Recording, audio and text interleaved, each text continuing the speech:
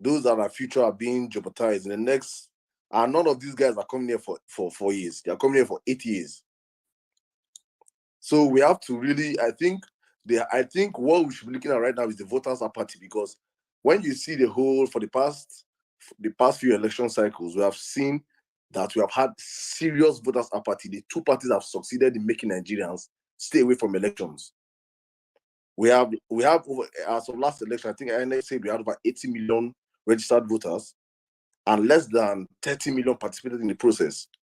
So we have over 50 million voters are out there sitting at home doing nothing, because I can't vote Buhari, I can't vote Jonathan Goodluck, I can't vote Atiku, because they are all bad candidates.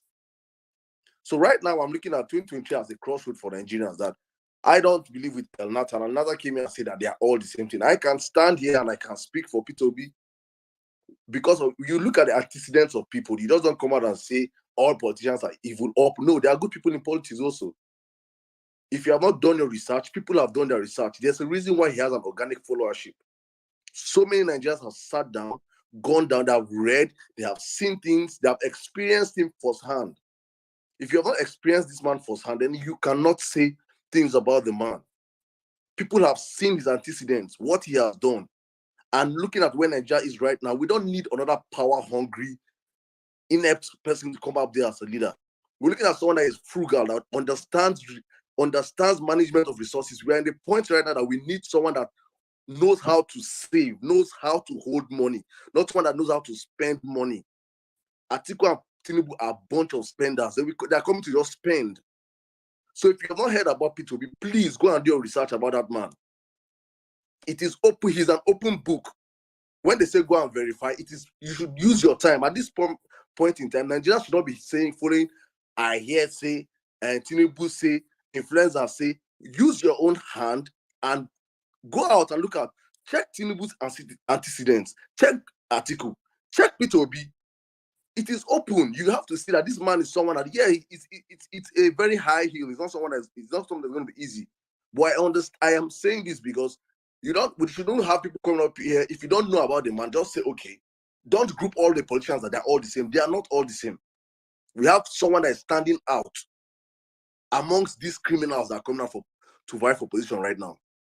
So I am saying right now that that 50 million votes that we have, that people have refused to come out and vote, these are the people. We should not be looking at convincing people from Tinubu's camp or Atiku's camp to come and join the youth right now.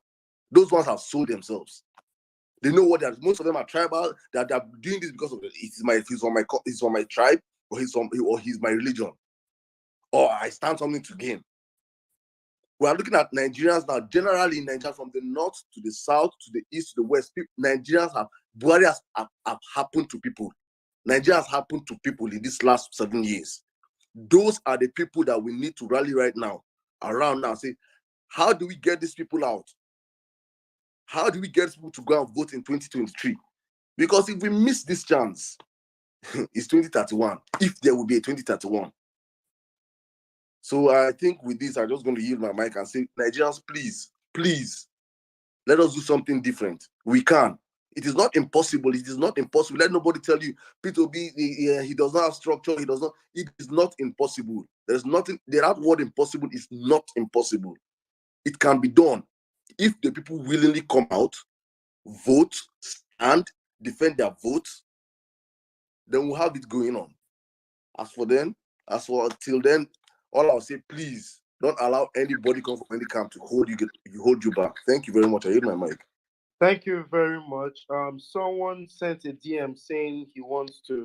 That's Nathan. He wants to reply you. He has a feedback to what you said. So before we give the mic to Nathan, you can tweet about the space, like tweet your opinions, tweet what you want. I'll come up with a hashtag now, so I can as well read the tweets, because not everyone would get the chance to speak. So Nathan, you have the mic.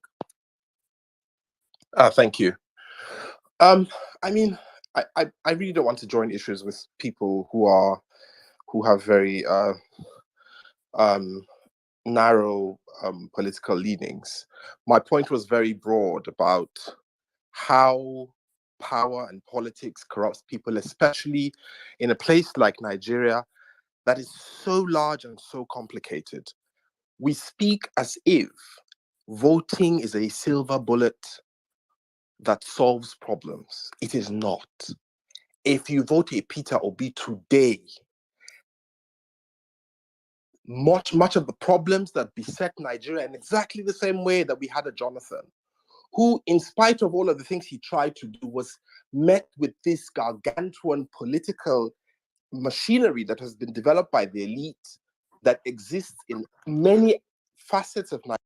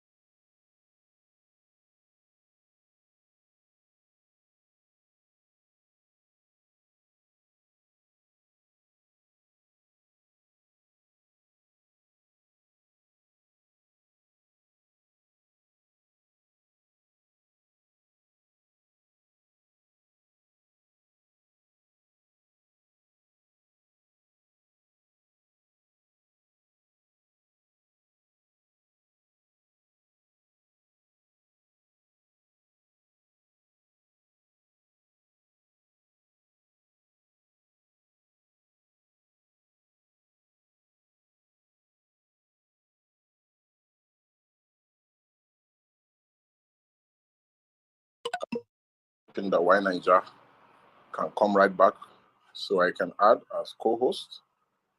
The topic is still Tinubu and Atiku, APC PDP Nigeria is in serious trouble. I'm just trying to add as many people as possible. Why Nigeria, I have added you as a co-host, so you can come right in. So we continue from where we stop. You're all welcome back to the platform. This is not just about speaking, but every one of us ready to take serious steps. Why Ninja, welcome back. Yes, thank you very much. Elnistan was speaking. I'm going to re-add him.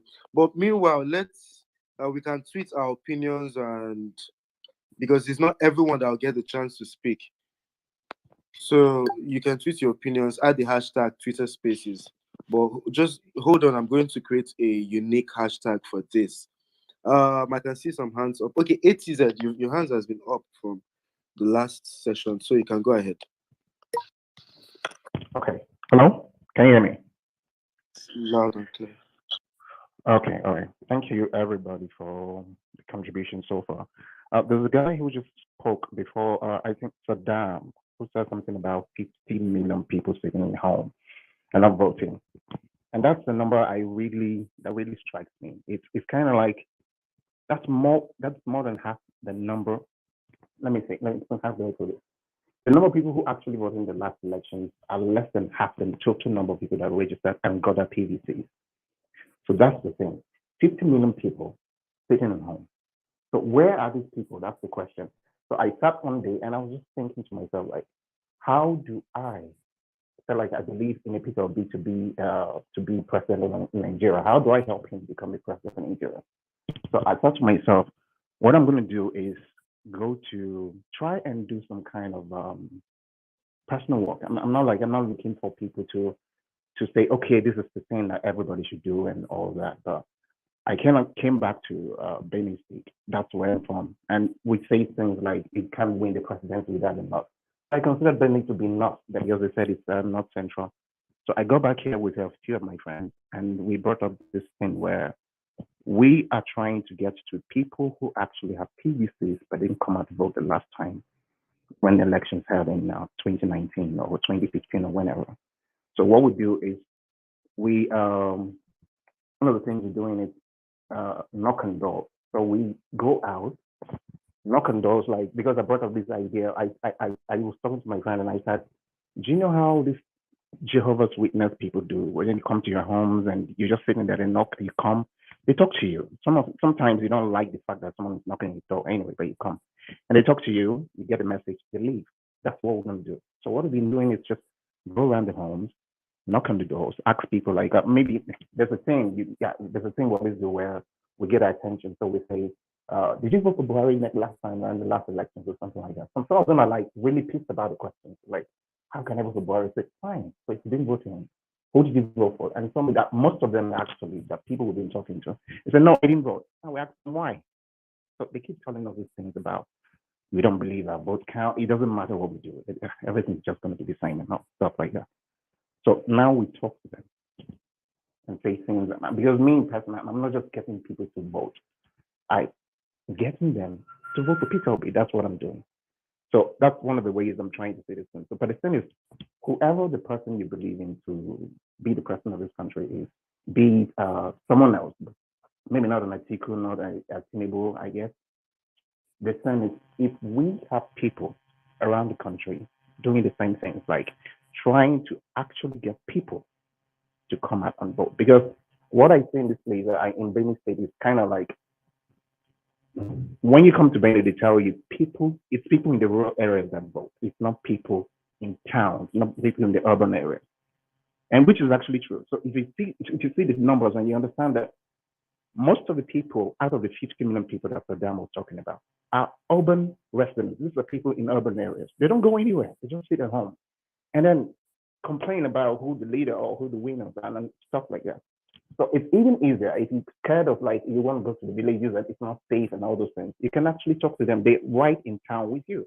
Just go to your next door neighbor, ask them, and you'll be shocked at the kind of things they tell you.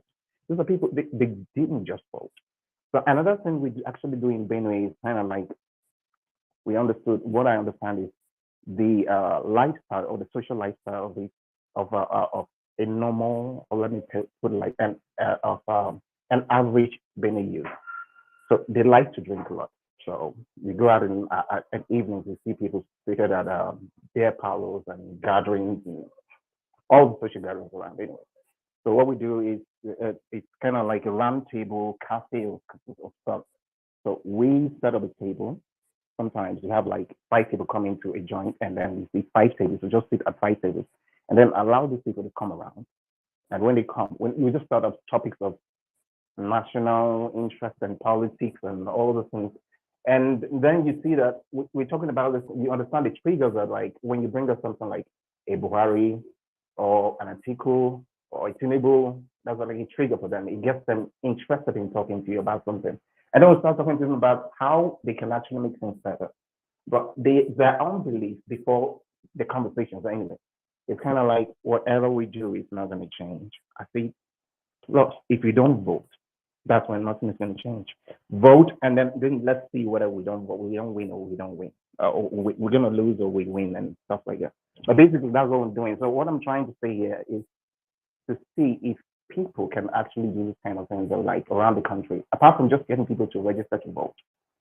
We actually get them out to vote because voting, just getting registered to vote is the easier part. Getting people out to actually vote, that's the hardest part. If you can see from the number of people that vote and those who don't really vote. So that's all I wanted to say here. Thank you very much. Thank you very much. El Nathan is still not back. Okay, I am Project P. Go ahead. All right. Then James Good morning, everybody. Would go after you, right? All right. Good morning, everybody. I would like to speak to the conscience of Nigerians. I know most of us are afraid, given the choices that we have between Tinubu, Atiku, and Peter Obi, who is the most, like, the best candidate amongst all of them. But they are afraid of, with their vote counts, what happens when the elites, will they be able to, like, allow them to be able to make their choice? But I always tell people,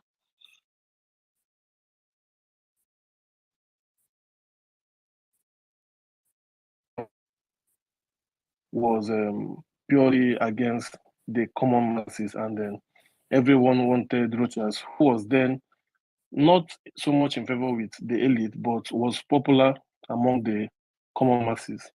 You understand? Everything was against Rochas. He was then in Abga, the PDP, then the AC. Everybody was against him. The only people he had was the common people, the common masses. You understand? And this is where the common will of the people comes into play. If all of us as Nigerians, as young people, can decide that we are standing by Peter Obi, you understand? In Imo State in 2011, everybody rallied around. We contributed money. We went to the Nook and Cranny canvassing for votes for Rochas then, who wasn't popular among the elites. Even during the election, everybody went to the polling booths. We voted. Everybody stayed back, protected the votes. We followed the votes to the polling, to the local government headquarters, and then down to INEC offices until the election was announced, and then he was announced as the winner. We can do the same for Peter Obi.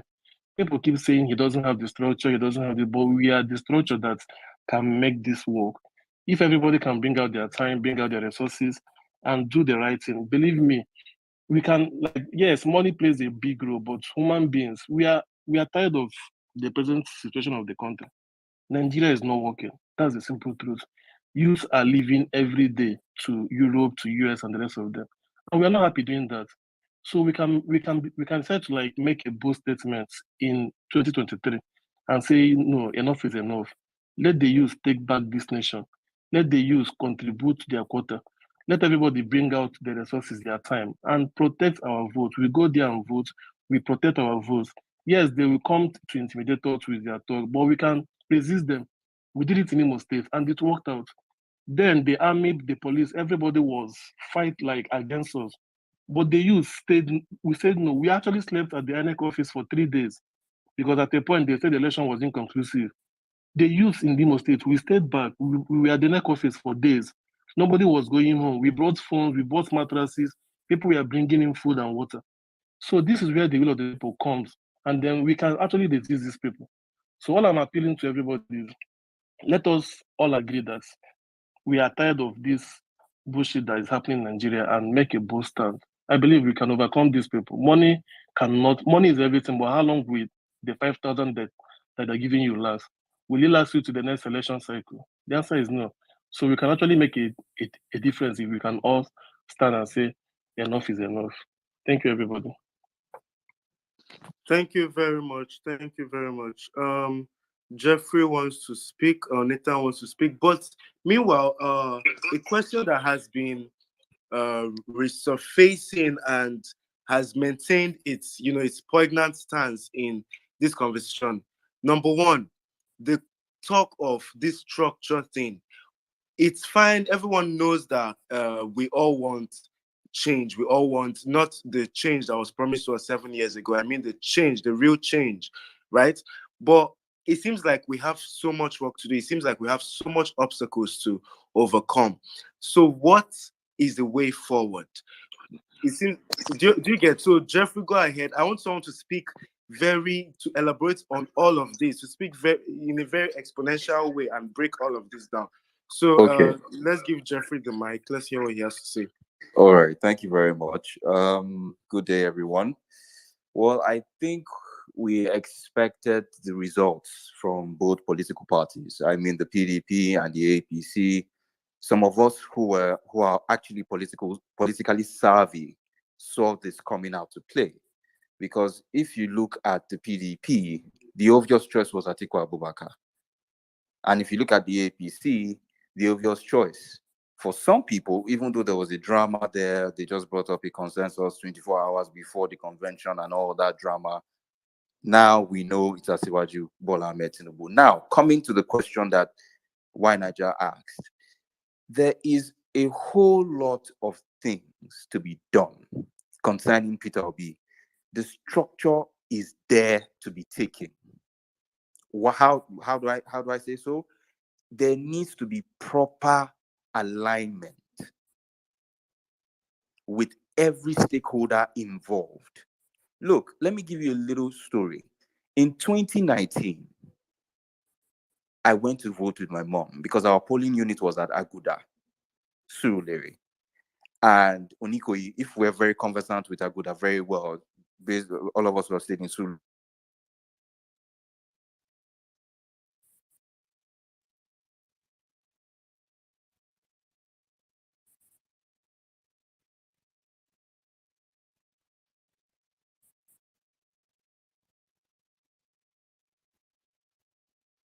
something. We went. Jeffrey, I think to you're having second some round. network issues. Can you hear me? Yes, you're audible now. You can go ahead.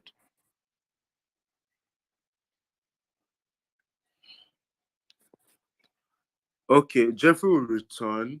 Meanwhile, Nathan, you can go ahead. Nathan's hand has been raised. Then Blossom, get Thanks. ready. Okay, so just to add to what I was saying before the space went off, I want to remind us of what happened before Buhari became president. We remember that Nigerians all across the country were groaning and complaining about what seemed then to be unconscionable acts being done by members of government, huge acts of corruption and all of that. And certain people thought that a person had distinguished himself in areas of integrity and should be brought back to office, in spite of course, his glaring dictatorial tendencies. Now, what that led to was this kind of messiah complex that blinded millions of Nigerians to the failings of a person whose antecedents was clear, but not to those who thought that he should take over government. And I'm seeing this happening again. I'm saying we do not need stands for Peter Obi. We need citizens that understand that a Peter Obi by himself cannot transform Nigeria, that no one single politician can, that we are in a situation that is a crisis, and that this voting that we're doing is only a means to an end and not an end in itself. That voting a Peter Obi is not a silver bullet. It will not change Nigeria. What we can do, however, is to say that whether or not Peter Obi becomes president, whether or not whoever else you all want to be president becomes president, we have the same amount of work as soon as this president comes in. And so it does not, we do not want a situation where, in the unlikely situation of a Peter Obi becoming president, we start to have these same people that come up and aggressively defend Peter Obi do the exact same thing as the BMC were doing, which is aggressively defending Peter Obi against what is his duty, which is to be accountable to Nigerians, whether they voted for him or not. This is the danger that I'm saying with this kind of, partisan way of talking about it. And I'm saying, to win elections in Nigeria today, there are concessions you have to make that will hamstring you as soon as you become president. Our only power as citizens, as soon as and again, remember, once you cast you only have one vote. And it is a democracy, which means that other people will make their choice. Democracy does not assure you that your choice will be the one that will lead to governance. What it does assure you of is participation. What we can all do, without a doubt, is hold government's feet to the fire as soon as they come in. But not just even then, before. So if you are supporting a Peter Obi, you should be in the forefront of allowing him to be grilled, of allowing him to show his plans, of saying, not just I was president of a tiny state in the Southeast, what can I do and how will I do it? And that's why I said earlier, we must be disloyal voters. This is the only thing that can change Nigeria. That as soon as we drop that vote, we say instantly, you are not my candidate. You're a politician whose duty is to change Nigeria. And as soon as we see anything that deviates from it, we will not say, oh no, he's my candidate, give him some more time. We will say, it is your duty and you must do it. We are seeing these dangerous signs already. When Buhari was here, I told people, I said, look, I am very afraid of Buhari stands. I am very afraid of the people who form part of this dangerous cult-like group. We do not want another cult. We do not want another group of sycophants who will say,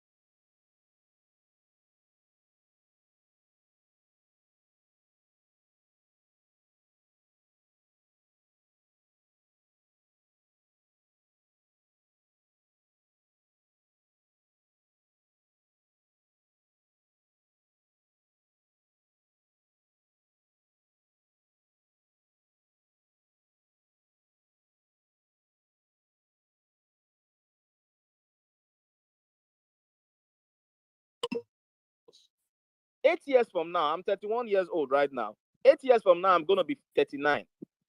So how will I tell my child?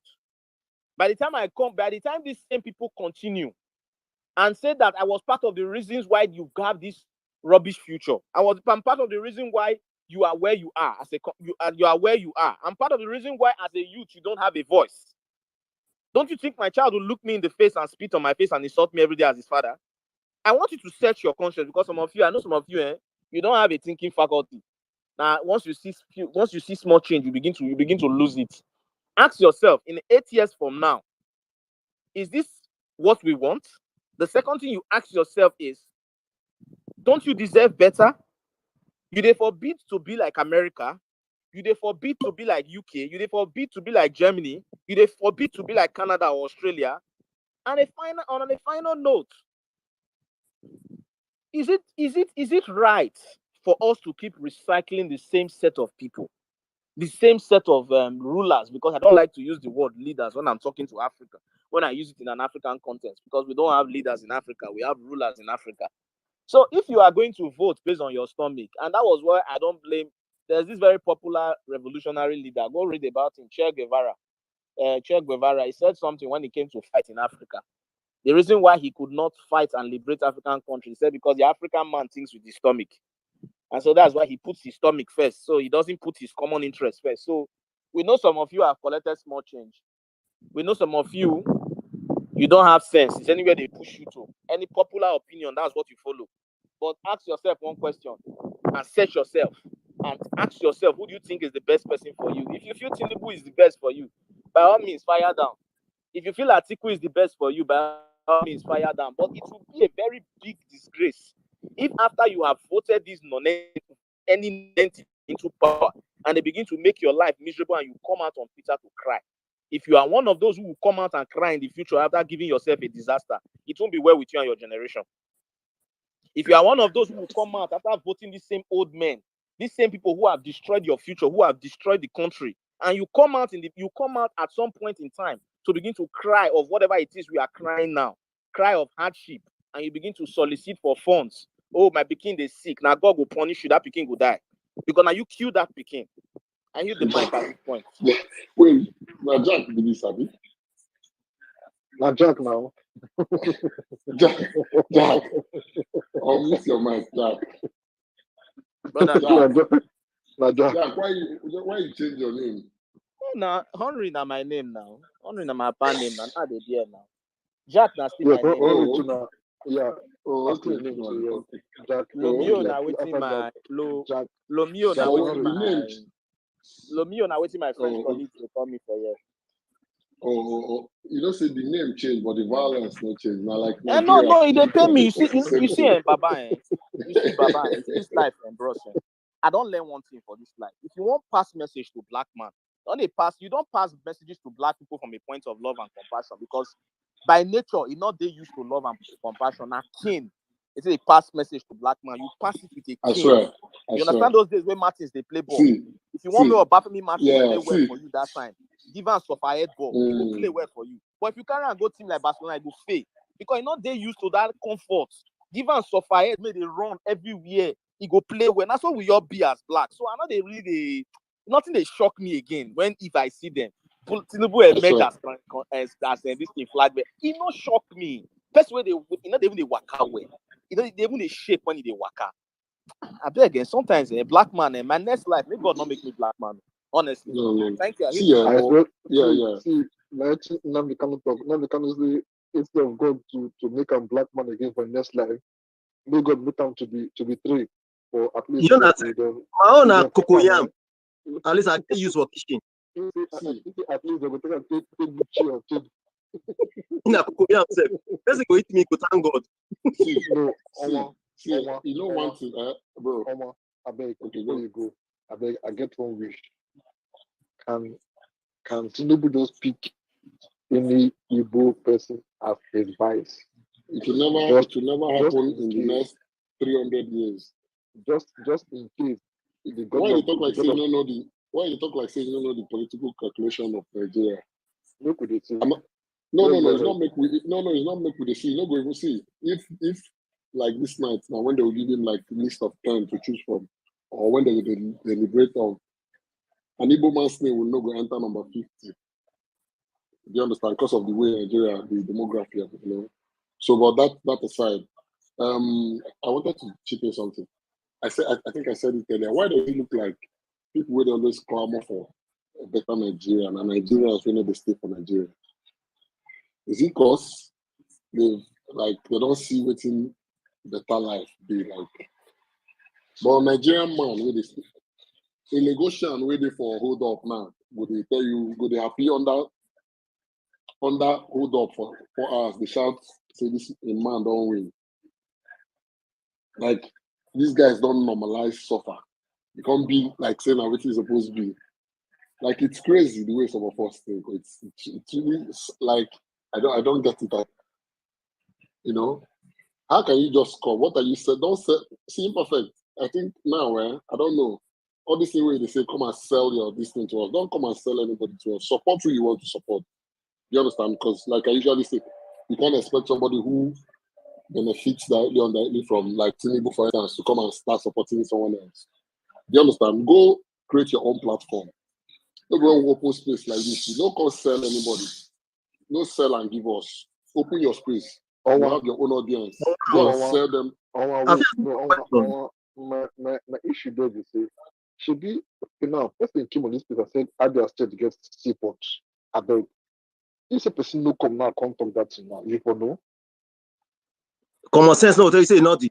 Which guy, bro. Common sense, what they say not the. Wait, listen, No, I disagree.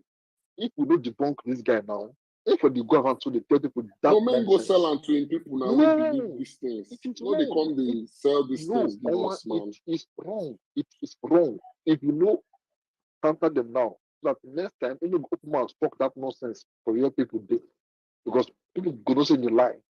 But it is good sometimes we counter this people and debunk whatever thing they are saying, because they keep on spreading this false information.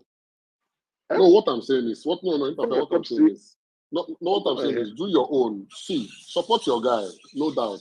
Support who you want to be. Me, I understand how Nigeria is. The shopper here do too much. You feel me? If na Siwaju be your benefactor, like if na Siwaju they sort your bills, I don't expect you naturally. I don't expect you to support anyone else. You feel me? But not before our space. No drum, like, do you understand? If we create this kind of space now, where would they discuss like the progress of Nigeria, how we want us to? Maybe they no come here and they say nothing to us. I swear to God, sometimes it's good we have such people look don't have a reason or what they have in mind. No, true. I mean, but and you know one thing. Too much. Yeah. This issue is a very simple issue. Okay, let me give you a typical example. Okay, look at that state now. PDP candidate for governorship, now my cousin. My APC candidate, now my guy too. You see the issue now. Hello, everyone. Any person when win, now say my person, I see you win. Then I'll call say because they will call offer me one kind of job for government as or shook my name, I go collect my share for any or foreign affair. I'll call the talk live for Twitter. Abi? No, I'll call come online, they lie for either of them because now my person be that. See, sometimes we need to tell ourselves the truth. At the end of the day, the two of them, they get any better agenda for data state at the end of the day. Because he go favor my district, he go favor my village. I will not say, okay, I will talk nonsense in public because now our turn to rule. Even though now our turn to rule, I can say, okay, I'll call the talk nonsense, the talk lie. It doesn't make sense. About your question, about why some people will be celebrating whether Tinubu Atiku won. Let me tell you something. My people, they get one saying, and I'll explain in pidgin English. They say when far away, don't too shop corn near the table of the owner of the farm. He go to say him and the farmer, the two are playmates. Now on Christmas Day, I go realize say that there's a farmer and there's a chicken. Because they go use one to celebrate the birth of Jesus Christ. Are you the mic? Okay, nice one. Imperfect, who's supposed to go next? Go on. Now this people will call is it in Bamere? Wait. Bethlehem. I'm Okay. good. I'm good. I'm good. Good morning. How you Thank you, how you doing? doing? Yeah, I'm perfect. I'm fine. I'm fine. Thank Okay. you. Good to hear from you again. Uh-huh. You too. I don't know if you have heard. There's a good news. They say Buhari and Tinubu built seaports in Abia State. Are you aware? Oh my God, in my dream. Oh my God. Yes, they showed me that it will happen. It No, somebody will came on happen space in my and told us dream. that they built seaports in Abia State. I was just laughing today. Eh, Who they carry Tinubu, that propaganda? Tinubu supporters. Nothing we are never here today. Oh my goodness. All I right. think So they need to come around from their stomach and their pocket structures. They need to I leave swear that to God. dispensation. They need to be in the reality of now, of the now. What are they eating? Then drink zobo. Oh, look when they go on a I day. beg, this person will start with Umbulutem, or what do you mean? Umbulutem. wait, imperfect. See, another thing where I don't know how to explain this thing because I don't know. I get certain things where I know we won't talk because I mean for this Nigeria like this, I know people. I don't see things. See, you know this Nigeria where we do. Some people they, some people don't know the feeling. Like how do I like they live in Nigeria? You feel me? But they know they live for Nigeria in the actual sense. Because waiting an average Nigerian, they struggle to get. They really struggle to get. So that's why when people come on spaces, that's why I be like that. You know, they shocked by some of the opinions you hear. You get me? You get something where I go like share, but I know like make them people here. Like this thing, I waiting people they struggle to get. Like people are willing to pay millions to get. But maybe then get hold of one guy where they stay Abuja, you know, we know somebody, we know one of these guys. This thing what they tell you now, these guys have been struggling for say for 3 months now. Even with their phones, people they chow their money, they know they still get them, but just a phone call, that guy gets that thing. When these people don't define with lots of money in this same Nigeria. You feel me? That's why when people come air their opinions, that's why you're going to hear certain things that look way for your ear, you're not going to sound well. Some people are living in Nigeria, some people know they actually experience the Nigeria in Nigeria. You feel me? That's why you see that some of these corrupt politicians get mad backups. Then this thing, I've been hearing every time I go on spaces now, they say structure, structure. You know this thing about structure. You know, you can actually on the day of election, you can actually go to like the polling your polling unit, cast your vote and go home. The structure now those people where they there for that place, they go count the votes. You know, before this new electoral law was passed, back in the days when it used to be all manual, you know, before they will not carry on from that ward. You get people where they follow INEC officers, go local governments to ensure that from local government where they will do like the final collation, then before they now take it to the INEC office of that particular state. Now that structure be that. They'll be like, do you understand? So if you're willing right now, if we're ready for this, everybody will bring out time. You know, that day no be the day where you say after election, once you cast a vote that you've done your part now. Numbers don't lie. If as crowd you come vote, wait there. Because where the magic about Nigeria election happens, not even for polling units. Because most times I like people know they come with the original sheets. They now go to the local government headquarters, fill it in, then now take these documents to like the state headquarters where it will now be announced. You get me? So now those structures now. So everybody like this thing where we talk about now really now battle. You get where everybody guys ready. That's if I really, really, really ready and serious about what you want to achieve. All right. Imperfect. Sorry, who's the next person? And this guy will name starts with NBI. NBI. Okay. Good evening, my fellow Nigerians. I beg, My no name, come address me as fellow Nigerian. What is your name, bro? Please pronounce your name. Sorry, my name is Mbilitem Osen. It's an Igbo name actually. Mbilitem. Mbitoli. Mbilitem. Mbilitem. Mbilitem. Yeah. Mbilitem. Make I start from Mbilitem. okay. Yeah. You are actually Igbo. uh, like uh, like what Onwa said. Sincerely, mm, sincerely, we all are living. Not we all, yeah, actually. Uh, People actually who are living in Nigeria, we testify to what Owen is saying. The suffering, the insecurity, the hardship here is differently hit. Uh, basically on on your own level. Like if you're a pharmacist, yeah, like okay, for example, the pharmacist here, there are people here who can't afford 3 square meal a day. Like actually, they can't because of the hardship. And I tell you the truth, Nigeria is heading for the rock. If nothing if nothing is being done, Nigeria will crash. And and I believe most of us watch what happened yesterday.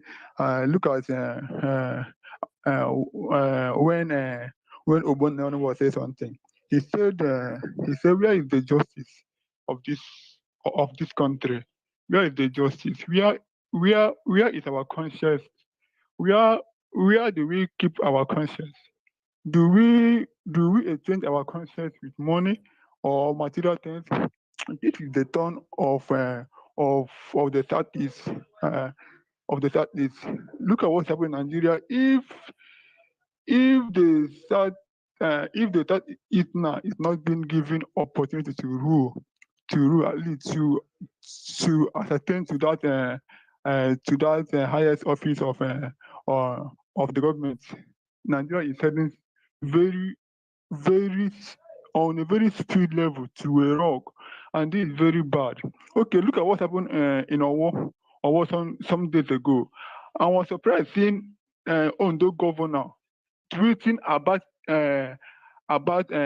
election, Then it will now be clear to you that these people are not after you as a citizen. They're after their own ambition and their own selfish desire.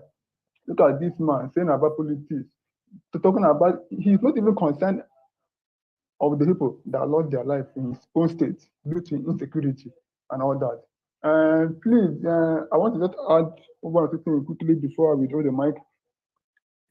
Many things is going on in Nigeria, and people are suffering. People are suffering. The only sector that is working in this country is the corruption sector. Every sector here is shut down. Look at the education sector, the health sector. Every sector here is madly down. Nothing is working. And I believe this is the time. This is the time. If at least if we didn't get it right now, I don't think it will take us another 8 to 16 years before we will. And and I want to say something to the those of you living in diaspora. Okay, for me as an example, I stay and I live in Imo State, Nigeria. Uh, Due to what has been going on, the youth here are angry. We are very mad. So some of us mobilized ourselves. Uh, we went to the ANEC office in the local government where I'm staying, and you see these people they are misbehaving. This ANEC personnel. And you imagine going for your PVC early in the morning. When you go there, they will take you to start sweeping the environment because you will come too early. That if you want to be attended to very quickly, that you should sweep and mop the tables, mop Can you everywhere. imagine? Can you I like imagine? I was like, Wait. Did you make any video of this? no, Biko, actually I next, didn't. next, next I time, didn't. next time you go there, I didn't. this is the time of social media. Next time you go there, people should make videos, snap pictures, send it to us, Yes, or a person will put it yes. online. Let us tweet and shame them. What It's nonsense? okay. It's okay. What And nonsense? the thing got me very angry Can you imagine? that I have to mobilize No, some people That's the thing I'm telling you now. in my own locality. Sorry, Yeah. just All hold right. for 5 seconds. Imperfect. See, Okay. this is the same thing I'm telling you about. Now you see, say INEC officials tell some people made them sweep, right? Now in this same country, other Nigerians they order INEC officials into their compounds. That's the point I'm trying to make. That's so Nigeria be. You get me? All right, go on, big man. And I have to, for at least for the past week, I have able to register more than if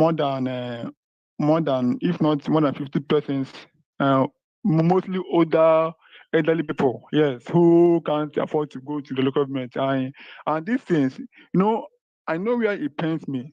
I'm a graduate for 4 years now, no job, nothing to show of it. We the pharmacists, we know where it pains us, and we feel this is the right time to make a change. And okay, now look at wow, you were saying something about giving change to people. Poverty is the only thing these people are holding us with. If not poverty, I think that there won't be anything like for us to be more loyal to them and all that. These people are suffering. They believe if you give them this money today for feeding, at least an average Nigerian believe that make a job to do, tomorrow go cut for yourself. But this is not how it should be. This is not how it should be. So I'm pleading for those people, for those of you in the diaspora, if there's anything you can do to be of help, there are a lot of organizations registering people for the PVCs, but they need support. And many things are going on in this country that it is you that is feeling the pain. Okay, look at in Imo State, look at the extortion from the police. In Imo State, you need to be careful. And here you can't be too careful. You can't be too careful. It was a young guy, like okay, me now I'm into tech. Just a young guy with laptop and phone. You are in. They beat you, they molest you. Nobody will talk because them themselves they are looking for what to eat. You see it. If we have working government and all these sectors are working, I don't believe Nigeria will be like this. So I believe I'm not sure to tell, okay, like Omar said, they said we shouldn't present our candidate to to the House. I'm not here to do that, but No, bro. I didn't say that. No. I was talking to Imperfect because usually, he would just tell people to sell their candidate. No, do your thing, bro. Do your thing. okay. I believe we all are Nigerians, and even though some of our claim that we are not Nigerians, so we still have that blood running, through our veins. We are Nigerians, and look at what is happening. And this is the time. It's called for emergency for everybody to put hands on deck. Let's make this country great. At least, if not great, near greatness. Okay, Peter Obi now. Look at what happened to Wike. Wike Please didn't. use 1 minute to round up, please. Okay, all right. Okay, let me round up. The issue we have at that is now is that because we are not united, and it's really telling on us. Look at how many presidential candidates yesterday. I was even surprised that none of them can. So let me settle down for my brother. Look at how the Southwesterners are doing. Most of them are stepping down for Tinubu. I was just watching. And yesterday, sincerely, I cried. I cried saying that Tinubu emerged. I cried. I really cried. Last night, I shed tears. Look at this man, old man that couldn't even stand on his own. And these men believe that Nigeria is a trophy. It's a trophy for them. No ambition, no agenda, nothing. Please, if you are here and irrespective of your religion, your anything, please, your conscience will say that Nigeria is not working and you should vote for the right person. please, P2B for me is the right candidate. Since Osibanjo didn't emerge, okay, look at a man like Osibanjo. Had you listen to him talk today, you know that yeah, this man have at least a little vision for this country. But look at what happened. I'm sorry, please. Thank you and God bless you all. All right, thank you so much. Yeah. Let's have Raji Pashala. Raji Pashala. Okay. Thank you. Me, I hear you now. Me na about the Southeast matter, me I be want talk. See Southeast and their politics. Na here I want talk. If we look at in retrospect, from 1999, we get PDP, where everybody dey, Hausa dey, Yoruba dey, Igbo dey. We can't get AD for Southwest. We get ANPP for North. Now, for East, who will get his own? Ojuku get his own. Some other people get their own. So, I try the objective now. I just be try to how Igbo man been they play the politics. We no make them favor. We no make Nigerian politics favor Igbo people. So the undoing of Igbo man, no be anybody, except we all like give ourselves. I'll give you another example. When Jonathan, when Yaradua become team of 200 people working with maybe 2 or 3 police, they usually give the police around 10,000, 20,000. But imagine if they're able to seize the 5 million naira before they start sharing it to compromise votes. That's a victory for democracy. And that's a win for the people that confiscate the money because they will all share it. Because even the 5 million naira that is given at each polling unit by these politicians, somebody usually takes 3 million from it and shares 2 million. So why don't we just do proper sensitization from now till the elections? And we have about 7 to 8 months. We have a lot of time. And this is what we intend to start doing. We are already preparing to start recruiting state volunteers, local government volunteers in all the 774 local governments. And we also want to recruit ward volunteers and polling unit volunteers. And we want to make incentives available to them. And we can all collectively contribute, donate to causes like this, that even if we don't succeed, we cannot succeed to prevent vote rigging in every state or in every local government or in every polling unit. But even if it is just 3 states, we're able to prevent rigging in the next election. That is a start. And we'll keep the structure for the next election. So, and miracles are not going to happen. It will take time before we get there. But there's nothing wrong in us starting the process. Thank you. Wine and Jar, back to you. Thank you very much, comrade. Thank you very much, comrade. Kelvin's hands has been up for a while. So, Kelvin, you can go ahead. After him, End Bad Governance would take the mic. And then Tim talk there. Let someone go ahead. I've actually spoken before, so I'll just talk maybe after 3 people have spoken. Okay, sure. So, End Bad Governance. Regarding the same question and what the comrade just said, what's your input on that? Hello, good evening, everybody. My own input concerning the whole holding the politicians accountable, it all starts with our votes. Take, for example, now what Atiku did during the Deborah whole story. He tweeted something, he wrote something.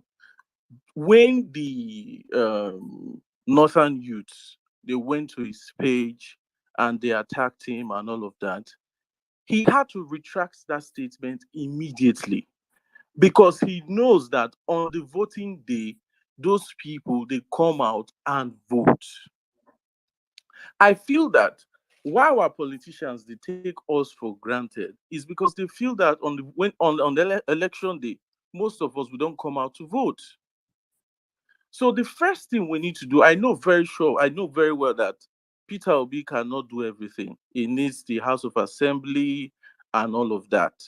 But imagine if for the very first time, we all come out and give a particular candidate 20 million votes, for example. That will send shock waves it will send a lot of shock waves. And the politicians, whoever that is there, will sit up. Because at the end of the day, what these politicians want, they want votes. So it's by you showing up on election day, that is where you start holding them accountable. Because they know that when it comes to the next 4 years, if they don't perform, if they don't do what we want them to do, we all will come out and we'll vote them out. So it's, to me, fine, Peter Obi cannot solve all the issues, but we should look at the little, like the example I give, the Atiku example. That is an example.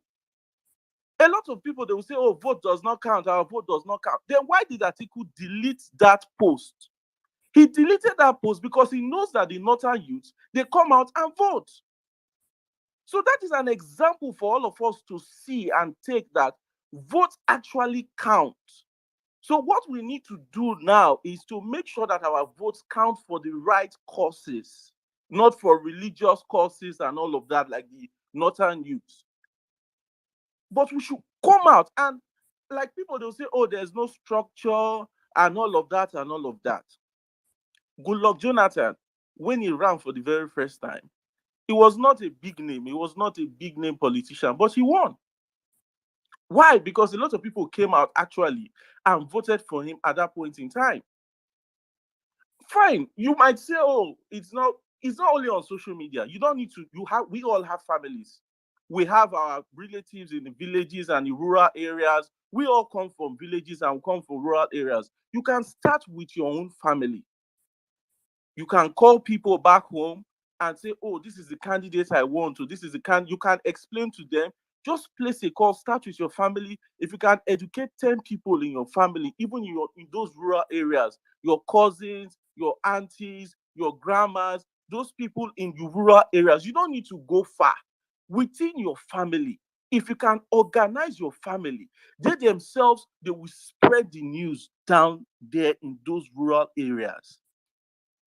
So if we all can, 1,000 of us now on this space, imagine if 1,000 of us, we all have families, we have uncles, we have aunties, we have people in those rural areas. We can get their numbers, start calling them, start talking to them, educating, because they feel the pain, but they need direction.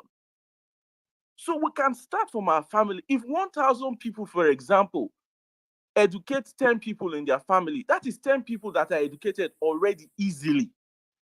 Those 10 people will educate another 10 people. That is 100,000 easily. So with word of mouth, let us start by educating our family members and all those things. You'll find out that the structure that they keep on saying, there's no structure and all of that, it will start from there, not just social media.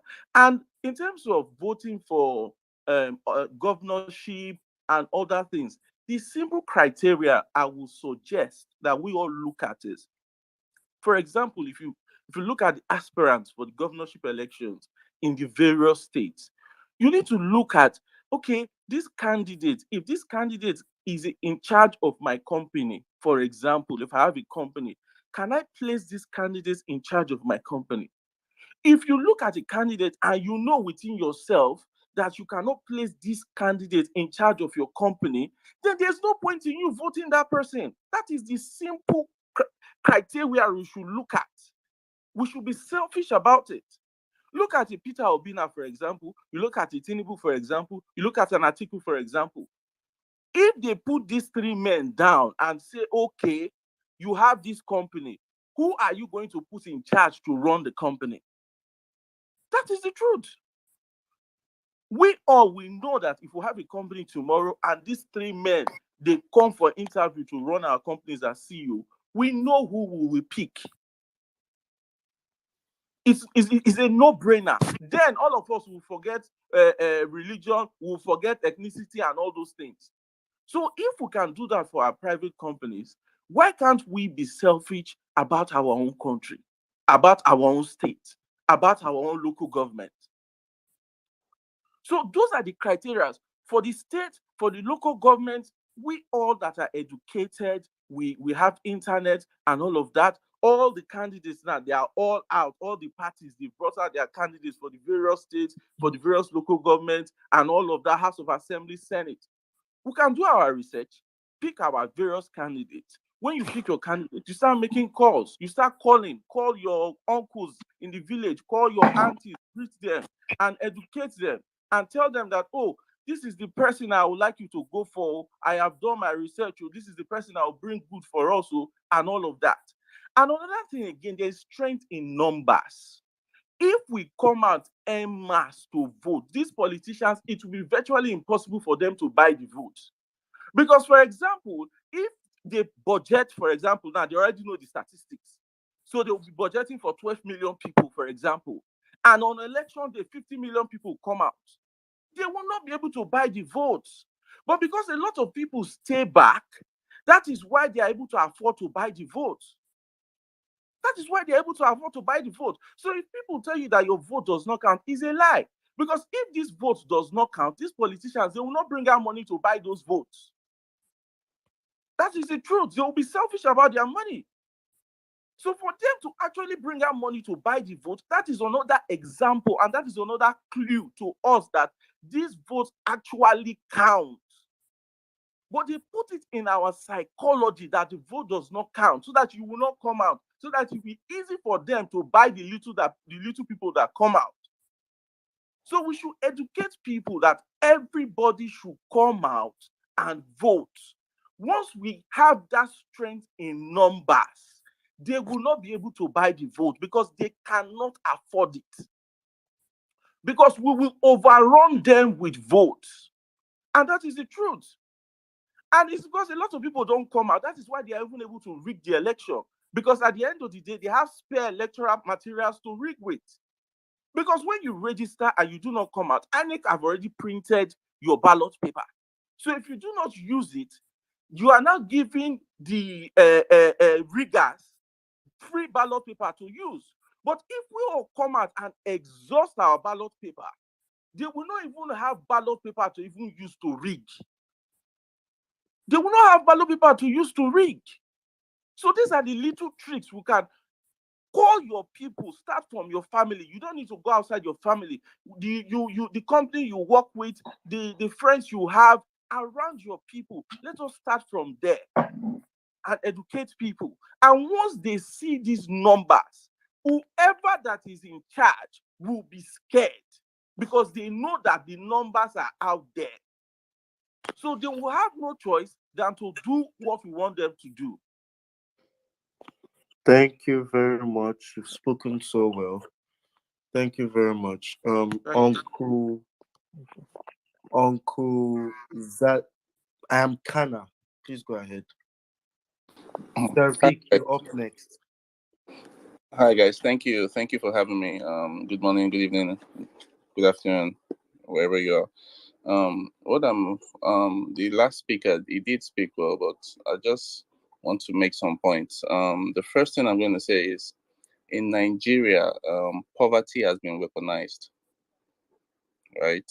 So we all need to understand that it's good to talk to your aunties and talk to your uncles at home and tell them, this is the person to vote for and everything, but they want to eat. A lot of people are hungry. A lot of people don't know where their next meals are coming from. So if they have somebody that goes there to give them 5,000, 10,000, and say, just thump it on this place, they are going to do it because at that moment, that person provided their need. We need to understand that first. Then we are about like 1,000 on this space right now. The honest question I want to ask is, how many of us in this, like 1,000 of us here, really have our PVCs? How many of us, if we want to be honest to ourselves, how many of us have gotten our PVCs one way or the other, go out to, make research and try to get it somewhere, somehow? How many of us in this, like over 1,000 that we are here now? I'm sure I am. Well, I can't speak for everybody, but I can say that I don't think up to 500 of us here have our PVCs. I feel so anyway. I may be wrong, but I don't think up to half of us here have our PVCs. If we want to start or make about a change, what we do is start from the grassroots. They say politics starts from the local, starts from the grassroots. You know, these Atiku, Tinubu, and the rest, these guys, they've been in power for so long. They have the monies. I don't know how they got their money as well. Maybe we have an idea, but these guys are not just going to leave power easily. They're not just going to turn their back or just sign a paper and say, okay, you guys want a new leader. Okay, you want something different. We are going to give it to you. No, they will hold on to this power. It's Peter Obi is quite educated and he looks like the right person, but he has a lot of fight to be the president of Nigeria. So what I want to say is Peter Obi, it may be possible, but it's unlikely. He doesn't have the funds. He's not as dirty as these guys. At least that's what we are seeing for now. We don't really know him personally. These guys, they'll go through with whatever they need to do. They'll pay whoever they need to pay. They will do whatever they need to do to get that power. I don't think Peter Obi is willing to do that. And unfortunately, as it is, politics in Nigeria or in most places in the world is still dirty, and it's a kind of dirty game, right? So just grab your PVC, start from your own place, your local government chairman. The change, it's not gonna be like an overnight change. It's not just gonna start like, okay, we get Peter Obi next year for the election, then Nigeria is better. It's better for it because he still has a lot of fight to do. That's your local government chairman. That's those people on ground there. Start from there. Who's the person in the local government? Okay, let me go from there. Who's the person at the House of Rep? Let us. We need to build. We'll build up, then we'll get to where we want to go to. But change is not going to start now. And for all the countries in the world that are better for it now for democracy, they had to fight. They had to fight for their democracy. And a lot of Nigerians, we don't even have the fight in us anyway because we've been pushed back. We don't have that fight in us because after we talk about it today, tomorrow, and the next, everybody somehow, some way, they always seem to have a price because people are hungry. There's poverty in Nigeria. People are very, very hungry. So if somebody can feed the person's need, like right now, the person will do anything to vote for that person. Because a lot of us now, we might come here and say, yes, don't collect their money, don't do this and that. Tell your uncle, tell your auntie to do this and that. But your uncle is back in the village or in Lagos or anywhere. Your uncle maybe hasn't had like a proper meal for himself and his family, maybe a family of 3 or 4. And somebody comes and say, okay, I'm with APC and all that, or I'm with PDP, I'm with this party or that party. I'm going to give you this amount. Just vote for this person and all that. Your uncle, your auntie, whoever, your father, your mother, my father, my mother, they will take it because they need to eat. So just understand that we are fighting. We're not just fighting these guys on front of PVC or anything. We're fighting them because they've used everything. They've suppressed a lot of Nigerians, right? They have suppressed us, and we've been oppressed a lot and pushed to the wall. So what the change I believe will start from you personally first, before extending it to anybody. First, in any way you can, try to grab your PVCs. Just try in any way you can. Make a change from there. Start from the grassroots. Okay, who is my chairman, local government? Is this the person I want? Is the person from which party? Is this person going to do the job? Let's do the job. Let's start from there and all that. Then we move because I know Peter Obi is nice and everything. He needs the funding. He needs the backing. He needs everything he can, and he's not going to go as dirty as Tinubu and the likes to get it.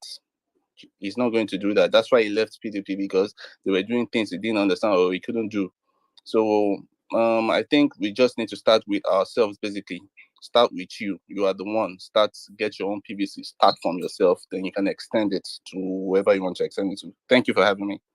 Thank you very much. Thank you very much. Timmy you're up next. Then Yeah, Servik. yeah, hi everybody. Hi. I think the last speaker has pretty much rounded up a lot of the things I want to say. What I want to say is pretty simple. The people talking about holding accountable and how a particular person is not a savior. I feel like as much as their points are valid, I feel like they are jumping the gun. Like, our first step is to like they rightly said, we don't have a savior anywhere. We are not saying that Peter Obi is our savior. We are just saying, for me, before life hits me, right, I would probably not be interested in the politics of Nigeria.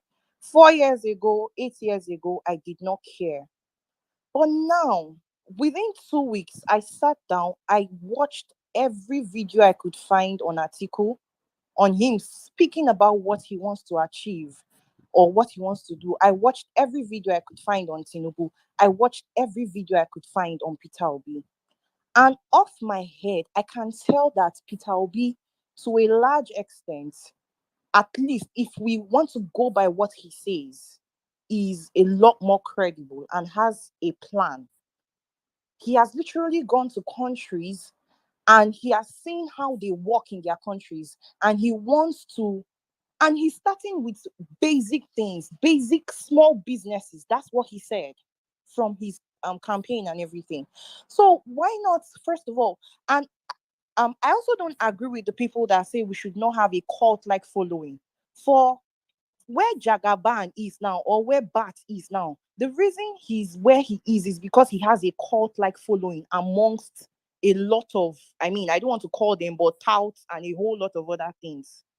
And obviously, he had the money to buy them. We need to have a cult like following. I'm not saying we should insult other aspirants and all of that. Nah, I'm not saying that. But we need to have a cult like following to actually cause the change that we want. If we want Peter Obi, we cannot be here or there. We cannot be saying he might win, he might not win. No, we have to have a cult like following. Post it on your WhatsApp status, talk to people. Now, after that, I would in a space I was earlier today, I said I grew up in the north, right? Elections are not won in the urban areas. Let's not even deceive ourselves. Lagos is fine. I mean, Enugu is fine. Blah, blah. But people have been saying it. How many of us here actually have our PVCs? Let's not even, like, how many? How many? A lot of people are planning to japa. A lot of people are trying. We'll make it. We'll make it. Like, we'll just try. I mean, we've been adapting. We'll adapt now. No be Nigerians. We get the zeal now. But you see those people in the rural areas. When it's election day, they come out en masse. So I have a problem with the fact that I know it looks like we are angry. I still feel we are not angry enough, but I know it looks like we are angry, and it looks like we can cause a change if we really want to. But I feel like Peter Obi, because that is my candidate, I feel like he doesn't have the presence he needs in the northern part of Nigeria. I can say off the top of my head, he doesn't have presence in Kaduna. He doesn't have presence in Jos. Those are two places I know of. He doesn't have presence in Kano. He doesn't have presence in Sokoto, Nasarawa. And if he cannot get, if not win those regions, at least get something close to, I mean, a 30%, 40% in those regions, we are going to give that the next election to either Atiku or Bat. That is just the truth. Now, if we do all of this, sensitize the northern areas, right? And he now wins, we can now start to talk about holding him accountable and saying that you said this, you said that, and you must do it. If not, we will find a way to take you out in 4 years. It happened with Jonathan. It happened, and I believe it can still happen if we are angry enough. Now, the Peter Obi I listen to is also not ready to play dirty. I don't know how possible it is if we as youth can be the ones playing the dirty game for him. Because that man, if there's anything he said more than anything in all his videos that I watch, it is that there is no money to share. That man is not ready to give anybody 1 million naira for them to vote for him. If you watch his videos. So I don't know how possible if we can be the one playing dirty for him. if some people have the funds and they are ready to play dirty to ensure that he wins, and not just wins, we also need to create security around the states, because if there's no security to ensure that our votes actually count, we are losing it. Like, we are losing it completely. So, like I said, I feel he's a credible candidate. I feel that we are not yet angry enough. If we are angry enough, we can cause the change we desire, but we should not leave out the northern parts of the country. So yes, Okay. and Okay. Thank you very much. Thank you very thank you. much. Okay, comrade. Points. Yes, I Comrade. just want to announce that I had brought Theophilus I brought Theophilus as a co-host, so that he can also help guide the conversations.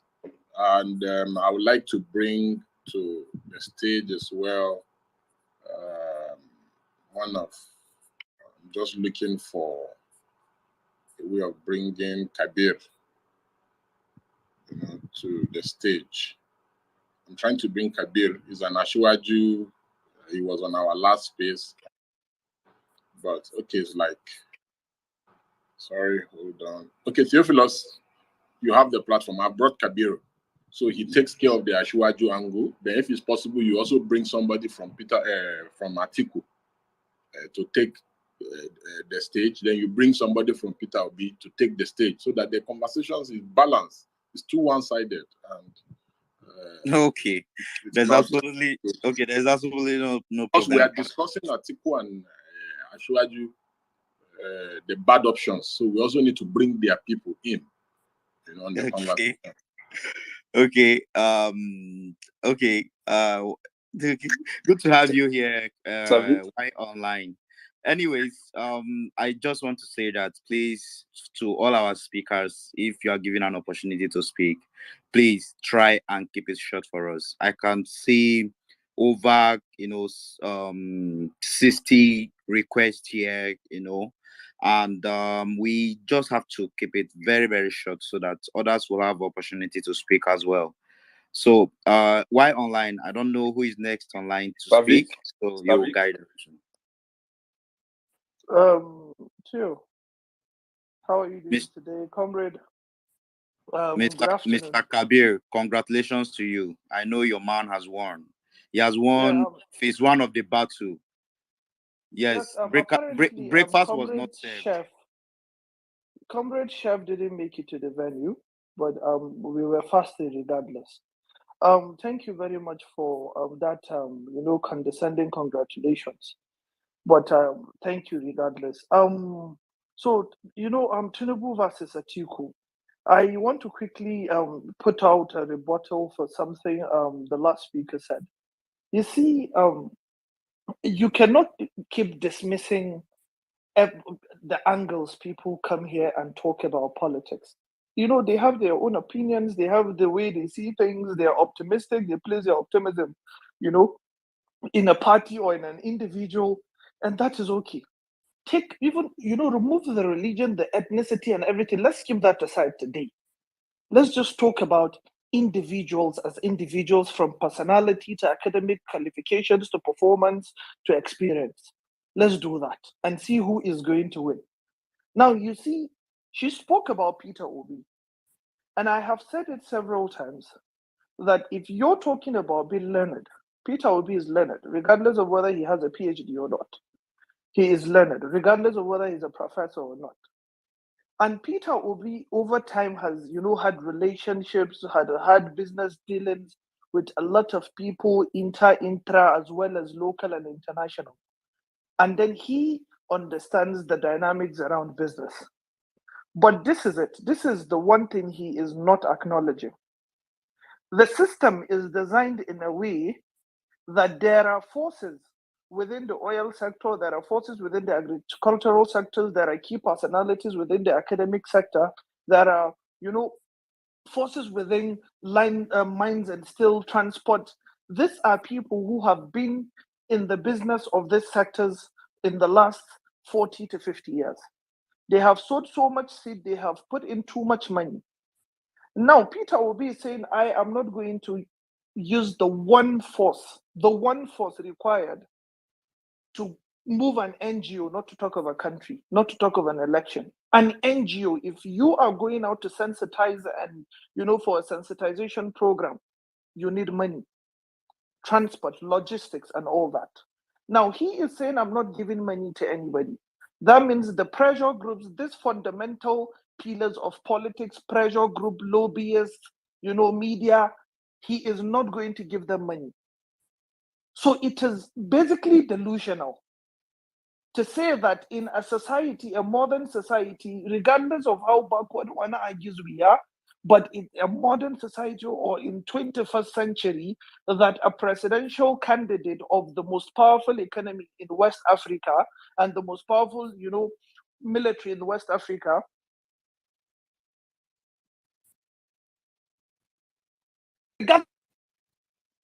going through. Hello, can you hear me too? Yes, it's breaking in a way. Please, okay, Kabir, kindly, keep it short for us. So please,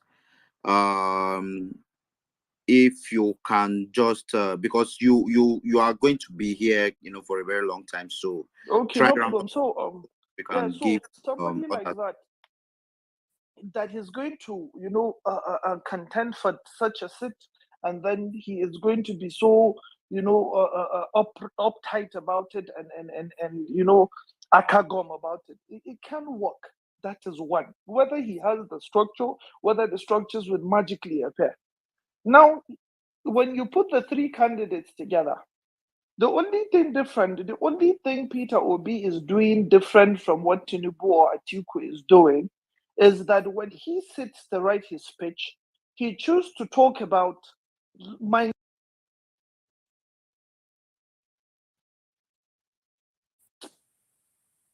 cocoa and butter, but forgetting that there are people, individuals, powerful companies in this sector that would have to listen to these policies and see that it favors them or it is favorable or it holds the future for them to even say, you know what, we're going to, donate to your campaign and see you come to light.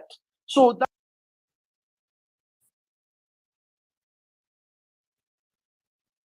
the debt, he is not even speaking to those people. He's not encouraging those people or giving them listening ear to even hear if it's futuristic. Now, the only different thing he's doing is he's talking about those things, one by one.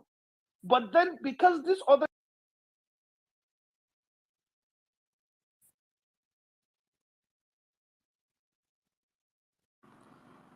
Kabir, I don't know if it's my network. I can't hear you. Sandra, please, can you hear him, please? Oh, can you hear? The network is fluctuating. Yes. Okay, Kabir, just try, just try round up, please. Thank you.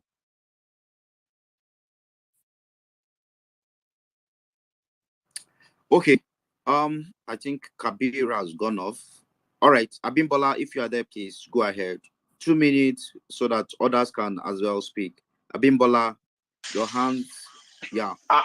Unfortunately, I'm going to have to pass on the 2 minutes. This is politics, something that is hot and it's on the mainstream. I cannot use 2 minutes to talk. I'd rather let some other people talk and then see what I can gather for that 2 minutes if you're still insisting on 2 minutes. It's a very hot subject. People are passionate. People have the interest. I would take nothing more than 5 minutes. Can you please hold your fire? Like, how long will you take? Let me know if I can. I will not take more than 5 minutes. I will not take more than 5 minutes. I'm on the clock also. It's 5:16 where I am, somewhere in the UK. So I will not take more than 5 minutes. Promise me on that. So firstly, I was just commenting on what Temitope said earlier on. Fantastic analysis, you understand? And this is just the real situation. A lot of people are doing politics with emotion. You cannot be emotional when it comes to politics. Now, let me say one lesson we have learned today. Peter Obi went on the news doing all of these things, all true. I lost Peter Obi. I want him, and I'll put my vote for him. But when you look at what has been done now, Peter Obi was going all on the news saying all of these things while Tinubu and Atiku were meeting with the delegates. It tells you one thing. These are seasoned politicians. Right now, it's about gathering the delegates, the people in your party, not the mainstream Nigeria. You and I are not the one making that decisions on party basis. Because of that reason, they focused on what was necessary for them to get to where they were going. If you look at the dynamics of what had happened, and this is where Obi is going to have a problem. He has not reached out, and you're trying to do something just in the last few months. If you look at the antecedent of the history of Bola Tinubu, hate him or like him, he knows how to play the politics. He does not go on the emotional roller coaster like a lot of people will go through. Why? Because he has studied the terrain. He has been there. He knows what it is. Hate him or like him, like I said, he has succeeded. A lot of us would have failed. A lot of us would have been emotional. And he went, he saw through it all, reached out to the northern blocks, promised them whatever they need. Like somebody said earlier on, Peter Obi could not even give money to things that will probably help gather the momentum. Another lesson, it's not going to be an online election. It's going to be people who have their PVC. I had mine because I had to go out of my way to get mine. You get? And this is what we are talking about. Politics is not about emotion. Look at the permutation. Look at what Tinubu is doing. Look at what Atiku is doing. And they know what they're doing. They all know what they're doing. You know, VP Oshibajo will probably become, you know, one post sometime in the future. Tinubu know how to play with that. We don't like these two people. Yes, they are necessary evil. If we want Peter Obi to win, then that starts now. Finally, because you told me this 2 minutes thing, so I'll just run through it. I listened to what Dele Momodu was saying a few days ago, saying how difficult it is to start a new party and the cost of funding a party. Does Peter Obi have that party? Sorry, does Peter Obi have that money? Maybe he does. Does he have enough? Maybe not. Somebody was saying earlier on, when you're talking about policies, the people who are already on ground, the big multinationals, the companies, and all of those people, they are the ones who will probably look, can I give him money? And, you know, obviously, Dele Momodu mentioned all of this, saying who's going to give you 1 billion, who's going to give you 2 billion. And he did mention to go into 777 local government and have a presence. You would need nothing less than 20 billion. Even if 1 million Nigerians contribute 10K, we will still not get there. You need to pay agents. You need to pay all of those things. If you want somebody who you like to win, then you need to be realistic. Don't be emotional about it. Don't be, oh, this is Nigeria, this is what we want. A lot of people do not want what you want. Finally, the North is the bride this time. Tinubu knows he's going to use the Southwest. Lagos alone has 5 million votes. If Lagos alone comes out, you know, to vote, and Ogun State with 2 million or 1 point something million votes, just imagine what they can do. They know what they're doing. The Southeast will not have an election. Whether you like it or not, they will disturb it. Whether you militarize the Southeast or not, Peter Obi will not have more than 1 million in all of the Southeast, because Anambra State and the other state that had election in the last 1 year, Anambra, the person who won, 100 and something thousand votes. The next person who came to him, 50 something thousand votes. With the kind of violence going on, Anambra would only have maybe 50 or 25,000 votes. Now, the same North, which we've been vilifying, ordinary in all these refugee camps and all that, they brought the votes to them. Sorry, the voting, you know, thing to them, and they voted. That is a lesson to be learned. I want to come back again, if you know you still permit me to do, because I want to listen to a lot of people also, and then I can chip in a little bit more thing. Thank you. Right. Thank you, Abimbola, for your contribution. I really appreciate that. Yes. Theo, okay. I want to find out who is going to be speaking for Tinubu, and who is speaking for Atiku, and who is speaking for Peter Obi. We should have those three people clearly on the platform. Hello, good evening. Yes, please. No. Soliu, don't do that, please. No, allow him. Maybe he wants to respond to my question. Exactly. Good evening, everybody, and Honorable Chief Leaders. I feel like we have been marginalized here. I am. Okay. I will be representing AAC. AAC. Okay. That's perfect. Who is your candidate, first of all? Who is your candidate? Omoyele Sowore. Has he won? Has he won the tickets? Yes, we have it in the bucket. Okay, that's fine. That's fine. All right, we can also have ADC people too. You know, they are political parties, so we can as well have them. Anyways, I don't know who will be speaking for P2B So here. where's Kabir? I'll be speaking for P2B, please. Where's Kabir? Is Okay. Kabir back? Yes, Please, yes. Theophilus, add Kabir as a co-host. Yes, and add one of the Peter Obi Showore people to let them just I'm be here for P2B. permanently there. Let them be permanently there as speakers. Then we can now be removing and bringing people as they speak. Okay. I'm looking for Kabir. Please, if you see him, try add it. Okay. Sandra, are you there? Sandra, are you there? Okay. If Sandra is not available at the moment, I'm here for P2B, please. I know. I know. Okay. Happiest man, please go.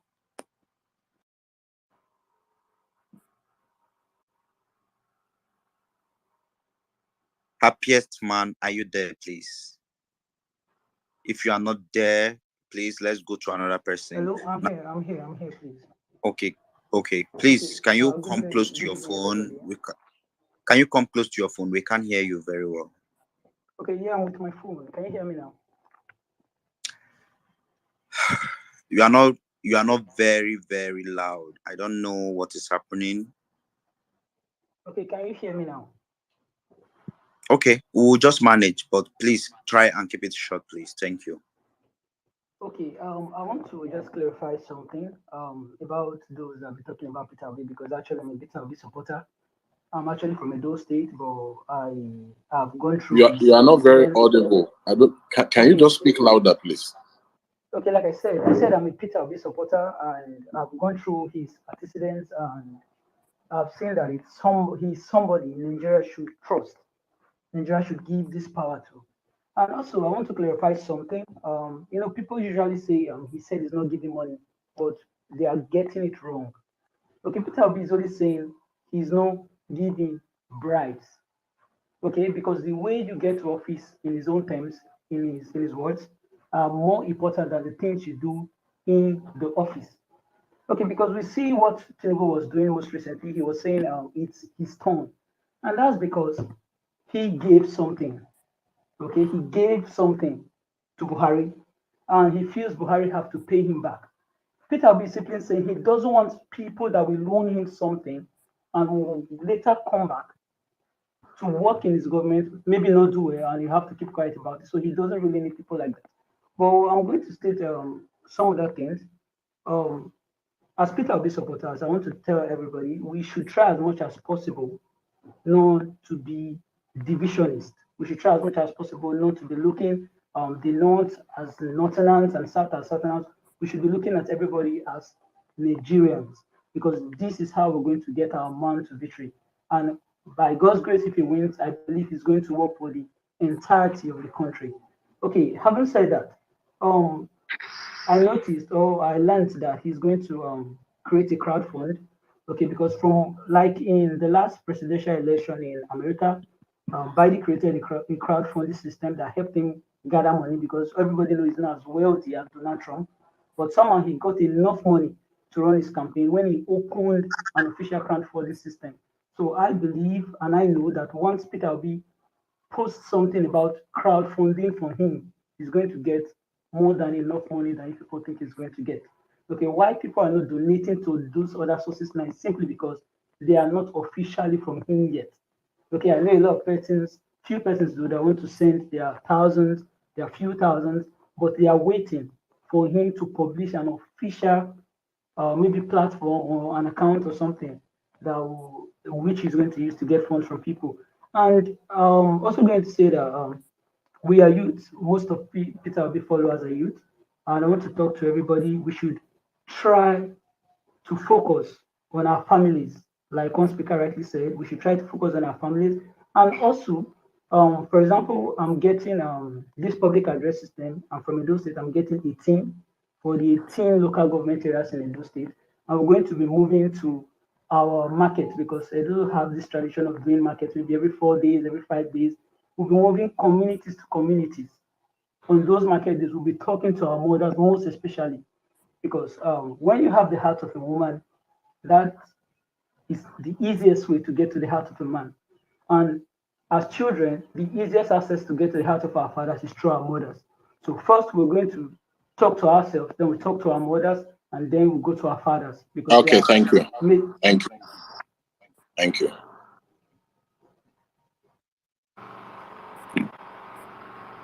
All right. Thank you for your contribution. Next online is Miss May. If you are there, please go ahead. Okay, can you hear me? Very, very well. Okay. Good evening to the host, my fellow men and women of like minds. I must confess, I have really been downcast in my spirit since yesterday. Well, there's nothing I can do. I want to say that it amazes me that money for the masses are squandered and shared. How does man just monopolize this money? That is to make things hard in this country, making some people hungry so that they can use this money to buy their votes. Now, each delegate $25. See how they are just rubbishing Naira. So my question now is, how are we strategizing, financially and otherwise? These politicians are ready to go to any length to use money to buy votes. I think it's not enough to say we need Peter Obi and the rest, but what do we do? It's not about the Igbos now alone. I'm not Igbo, but I feel pained with this injustice. We first of all need to get our PVCs because these people are ready to do anything to remain in power. Also, apart from this Twitter space, do we have groups outside this Twitter space? Then, is it possible to have strategies like jingles in every radio and TV stations, or publicize with the use of t-shirts, face caps, stickers for bikes and tricycles in our different locations? And for those who have not identified with a political party, how do they go about it? At the Mitope made a comment about playing dirty. Of course, we know politics in Nigeria is a dirty game, but it doesn't have to be like that. And Abimbola has rightfully said that we can't play politics with emotions. Of course, we know that. Playing dirty, I think, does not mean having to soil our hands with blood. But are we ready to play dirty with the money? So that's all I have to say with the questions I've asked. Thank you. Yes, thank you very much for that point. You see, we all have a responsibility and a duty, not just to our country, but to our God and what we believe in. Ever since I have been actively involved in politics, I've always delivered my polling unit to whoever I believe is the right candidate. And I've been actively involved in politics, whether as agent, as an observer, or as whatever, for over 2 decades now. The reason why I always deliver my polling unit is, and I believe Theophilus has followed me to my village. He knows where my polling unit is. He knows how politics is played in the grassroots. The reason why I always deliver my polling unit is because I know all the bad boys. I make sure that I align with the bad boys to prevent them from rigging. For instance, if we want to put up a mechanism all over the country, in all the 774 local governments in the country today, we must, because politicians pay the bad boys, we must also pay them not to rig. We must pay people, mobilize the people to prevent the bad boys from rigging. For instance, even people who do not have PVC in my village, I mobilize them enough. When you see the level of mobilization I do to counter the politicians, even you will understand that, yeah, this guy knows what he's doing. And superior power, we always win inferior power. We must understand this before we can defeat these politicians at their game. Anybody who thinks that speaking grammar can make you win election, you are just being clever by half. Whether we like it or not, I believe sincerely that we have the capacity. Everyone has the capacity to deliver 100 votes to the candidate of their choosing. I'm not supporting any political party. I have criticized both PDP and APC. However, if I or we collectively take steps to prevent rigging, then the wishes of Nigerians can be heard. It does not matter which party you are supporting or who you are voting. What matters is the ability for you to do your own part. And we should all take a vow to do our part. Because if we all do our part, even if Yabelo comes to my village, I will still defeat him in my polling unit. Because I know for a fact that I know what it takes to win an election. I'm always ready to do it. So we must know what it takes to win an election, and we must always be ready to do it. You know, so I just wanted to interject as regards to the last speaker. Thank you. All right, comrades, thank you very much. I think okay, Lasisi, if you are there, please, in that order. Lasisi, please keep it short for us, so that we'll have opportunity to speak as well. Okay, thank you very much. Can you hear me? Very well. All right. I think Deji just spoke the very part of the thing that I want to say. Like, politicians will use most of us that are on the street that have the power. So the politicians that people talk about and glorify, they are nobody. I have worked for a few politicians that I don't want to mention their name, and they use us. We know the tools, we know what they do. We have the money. And sometimes we don't even need to pay these people money anymore. Why? Because we've been feeding them on the streets, waiting for this time to come. So if you're anybody that comes here and tell me P2B does not have this, P2B does not have that, chill and wait. Then another thing I want you guys to understand, one thing is politics is like faith. It's what you speak, it's what people will believe. So if you speak, if you tell me that you're a P2B supporter and you are telling me that he does not have a structure and he cannot win, then you are of a little faith. Politics is faith. Everything that you hear is spoken to you by media and everything. They did not bomb you with it. Every information you gather. So as you speak, the same way people listen to you is the same way they will go and tell another person. The message will keep on spreading. It's just like rumors. That is what it is. So just like Deji said, a whole lot of us are ready for a lot of things that you guys don't know already. Then in terms of what is P2B capacity and what he can do to match up with Atiku and talks are going on. There are some certain things, nobody will tell me that they have seen Atiku talking with one company or one parastatal or see, no, you will not see that. So many things go on. So you cannot expect P2B to come and be showing everybody everything that, okay, I'm talking to these people. No. And mind you, they just got the ticket. So there's still time for us to let us not rush P2B as if P2B is different from every other politicians or P2B timetable is different from other politicians' timetable. No. So don't rush to see everything he wants to do. Or probably you want to see Expo and give to Atiku and Tinubu. Now we know Tinubu is APC candidate. The business starts. So I don't know why everybody is shouting and hey, P2B is not doing this. P2B is not. Guy, everybody should wait first. It's only Deji that just spoke what I want. See, the battle is on the street. I can tell you categorically, 3 seasons I've won election. The only reason my candidate did not win last time is because my godfather said we should back out from bad people. And we backed out and he never came back. See, let me tell you, the street is ready. The question is that if you that call yourself the youth that want the better things and the good things of Nigeria, are you ready to be fooled? That's the question. Are you ready to be fooled? Are you ready to take that peanut? Are you ready to take that thing that you will suffer and suffer and suffer? So that is the question. Nobody should come here and be telling me, preaching what. All See, right. politics is faith. Politics is faith. So what you are speaking determines what the outcome you want. But for us that support P2B, we are ready. When the time comes, we are not going to be talking and say, let us, whether we'll do the dirty job. Wait, Ross, see, let me tell you, let us not rush. We just started. The game just started. Let us not rush. The game just started. So, and it's a long run. It's marathon. It's not overnight. It's marathon. So all those things most people are talking about, wishing to be in place, they will happen. They will surely happen. And we listen to people that are talking. And we know people that are ready to work. Thank you very much. All right. Thank you, Lasisi. Deborah. Deborah, are you there, please? Sorry, Mr. Co-host, should we not raise our hands up in case we want to talk so that we can just know you will Please. call us at any time?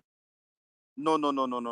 You don't do that, please. Just hold on. People, as in you just spoke, so I want to allow, as in give others opportunity to speak as well. Deborah, are you there? Okay, Deborah is not there. Okay, Barrister, Barrister F. Young, please go ahead.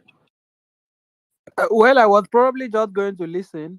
I think Deji requested that I should send a request. I think I saw an indication. Yeah, hello.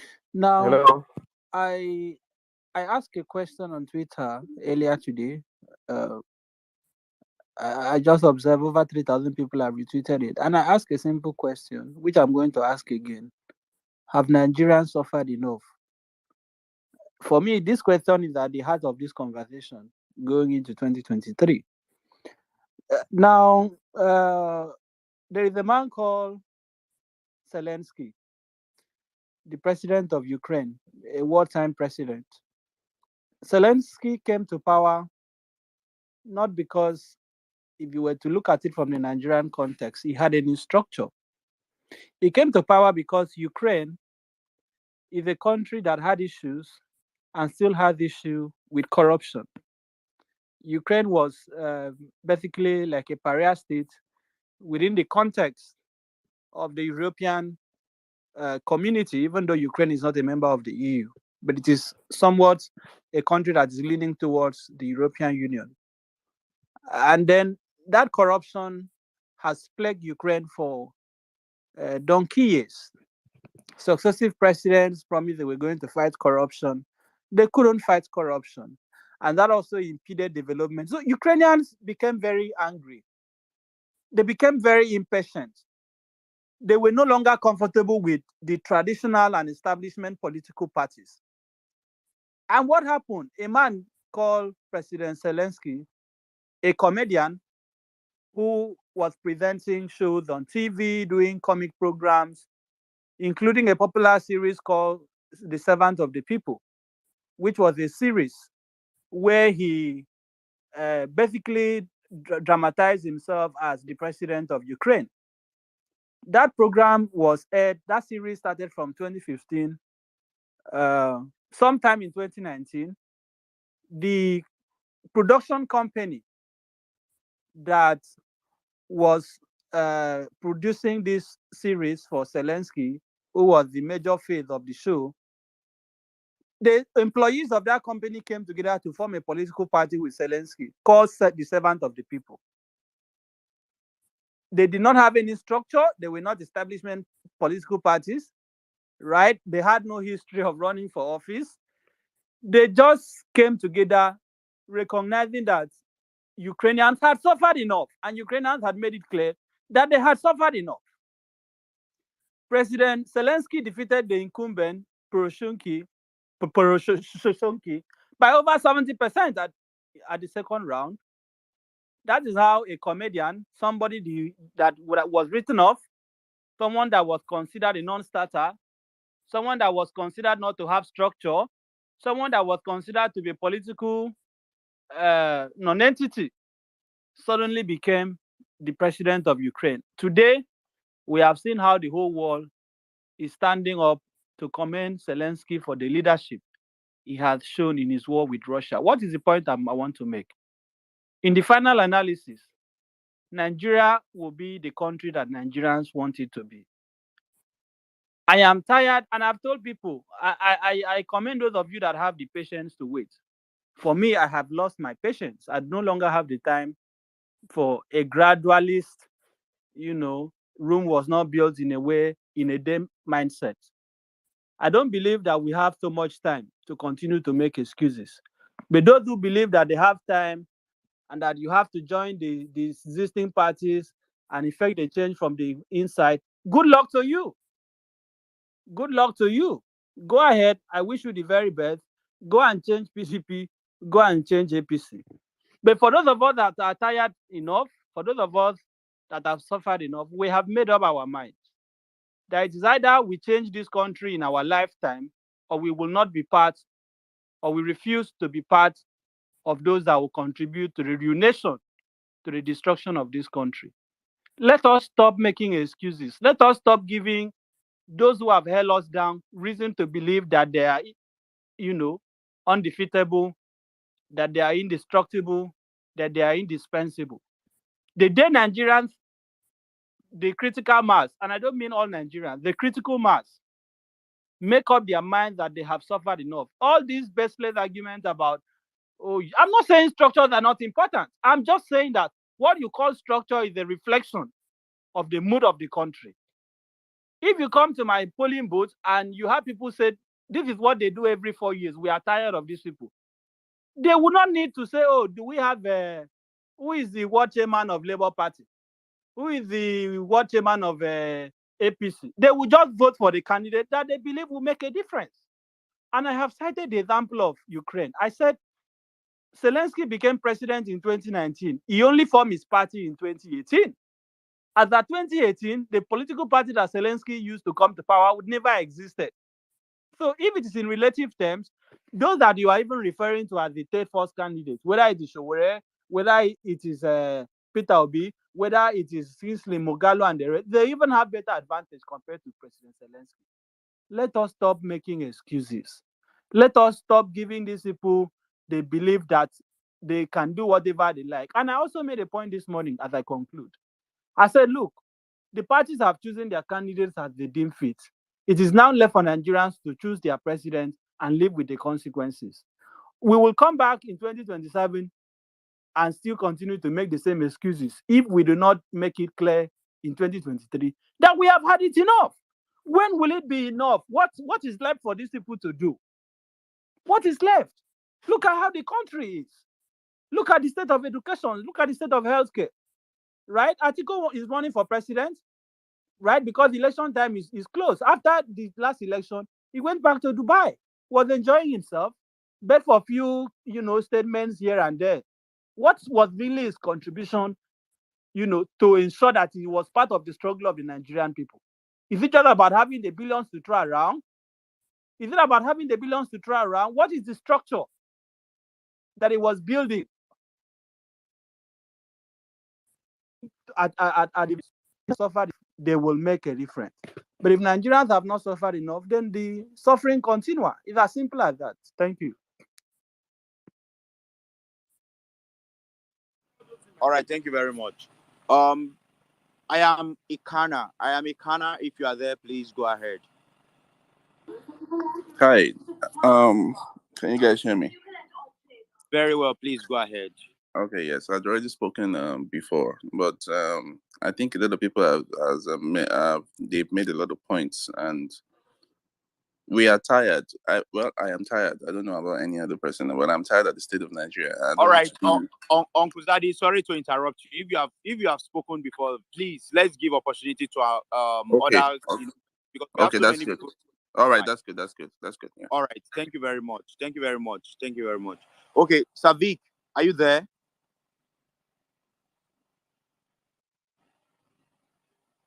Savik, are you there? If you are not there, okay.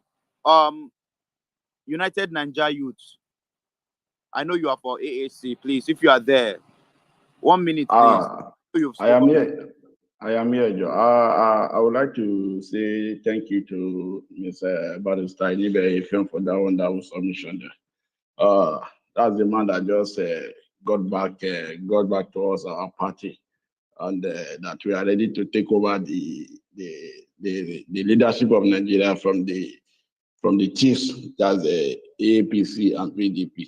Well, it is unfortunate that we are just waking up because we have been around there as a party since 2018, sending the message to the Nigerian youths that we can no longer leave the country in the hands of this chief, of which that's APC and PDP, of which unfortunately the leader of the new third force was part of them, but I'm glad that he's now back to the society. So like I said, so a lot of Nigerian politicians, they come to us every 4 years, every additional years. But we have a gentleman here with a wonderful manifesto. It is unfortunate that many of us don't even read. How many of us taking our time to see even the Peter Obi manifestos, Sowore manifesto, Mogadu manifesto, but I'm here for Sowore. And all of us, many of us, we know Sowore already. We know what AAC stands for. We know what Sowore stands for. Sowore is a man who has been living in America, in New York for over years. But you see what he has been through in the hands of the Nigerian, leaders, headed by Buhari himself. So I just want to advise us, if at all we are serious and we are looking for, we don't have Messiah. So it's not a Messiah, it's not a saint. It's just an upright Nigeria trying to save the country, trying to impute his own contribution. So I will advise us that we do away with all this Messiah, saint, or whatever, and focus on this young man who has vision and mission for this country. He has not been able to travel out of Nigeria since 2019 after the election, and he's still here, very strong and willing to go ahead. So we should forget about politicians that are just maybe jumping party up and down and with no clear manifestos. I will advise us to go on aac.org and check on the Sowore manifesto. You will be surprised, and I can assure you that after reading the manifesto, you have no choice than to keep behind us. Okay. So the young man there is the barrister there is a national legal advisor. So thank you very much, Mr. All right. Even though Barrister didn't tell us, who to vote for. Anyways, thanks for coming on this space, and thank you very much for your contribution. Pamela, if you are there, please go ahead. Yeah, I'm here. Thank you very much for creating this space. I just want to say one thing. I've been hearing a lot of people saying, saying things like, Peter Obi doesn't have the money, and I just tweeted about this, and I'm going to say it here again. Maybe he doesn't have the money. I don't know. I don't know if people here know. But I think that what needs to happen is, if we're really serious about pushing him as a candidate and making sure that people hear about him and his message and all of that, and penetrating places that he probably doesn't have a lot of exposure, I feel like we need to start a fundraiser. Like, I don't know what needs to happen. I don't know what needs to happen in terms of making sure or finding out a way that people's accounts, people who can donate recurringly. So I don't know if it's 500, 1,000, 2,000, 5K, like whatever people can donate on a monthly basis, monthly recurring basis from now till when the election happens next year. I feel like even if we're like 1 million or 2 million people or even 3 million people, I don't know how we're going to do that, but but I feel like that's something that we should be definitely exploring. And I don't know if Peter Obi's people are here. In terms of people who run the campaign, I don't know if the Labour Party has anybody here. I'm sure this is something that they've thought about. I'm sure this strategy is something that they're working on. I hope so. But if they are not, then I would like to say that please do something about it. And everybody here as well should also consider doing that, being open to the idea of supporting him, not just by talking, but also by doing, not just by getting PVC, but also making sure that he's able to fight the people that need to be fought on the ground. So that's just my suggestion, and that's all I wanted to say. Thanks so much. All right. Thank you, Pamela.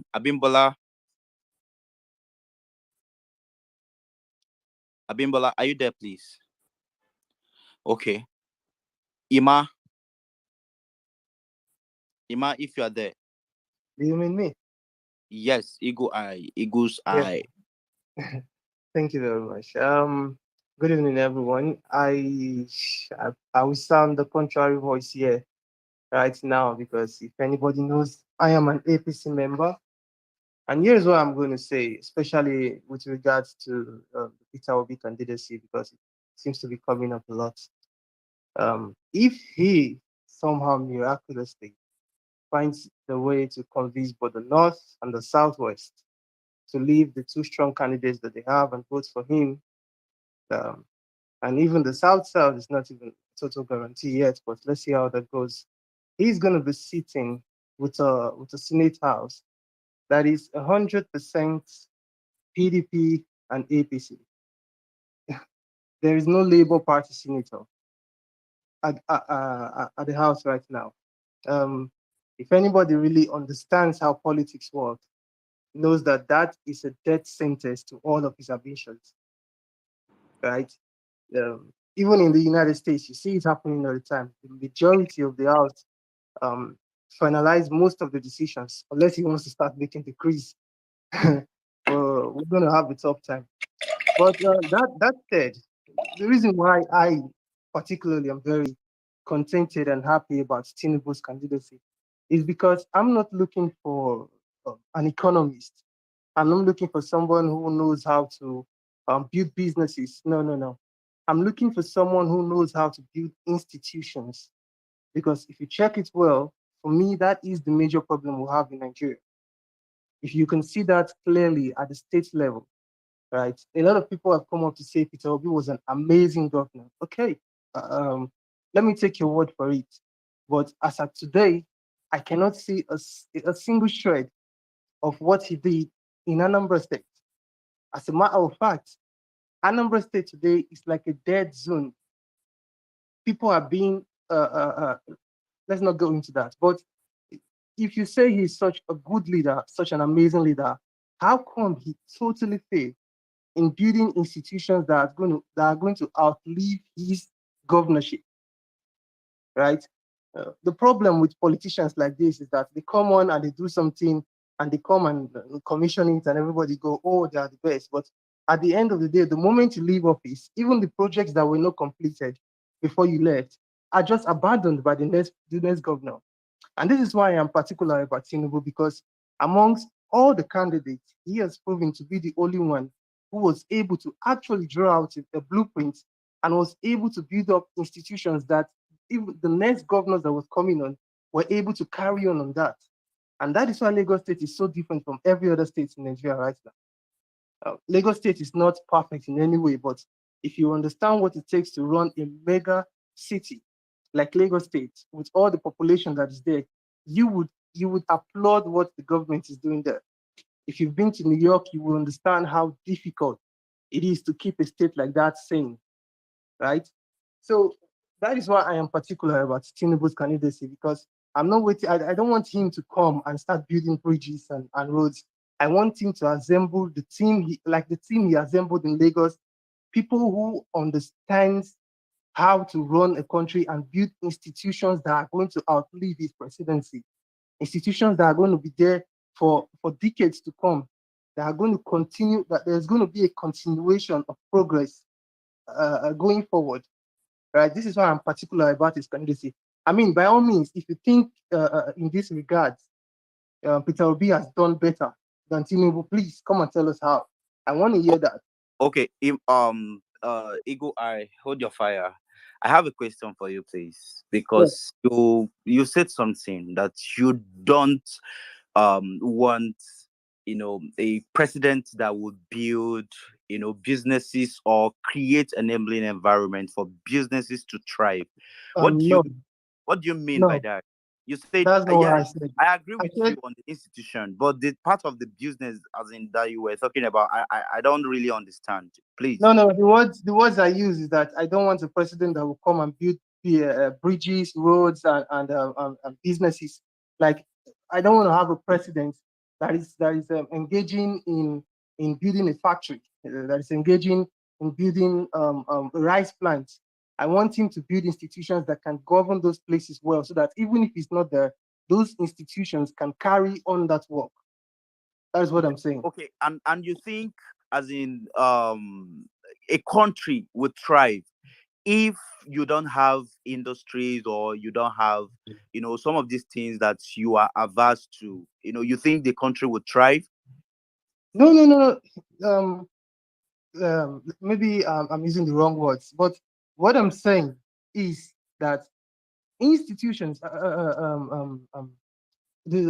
projects that presidents or governors tend to do, like the roads and the railways, and they are absolutely important. In fact, we cannot go anywhere without the basic infrastructure that is going to keep us running. Yes, those are absolutely necessary.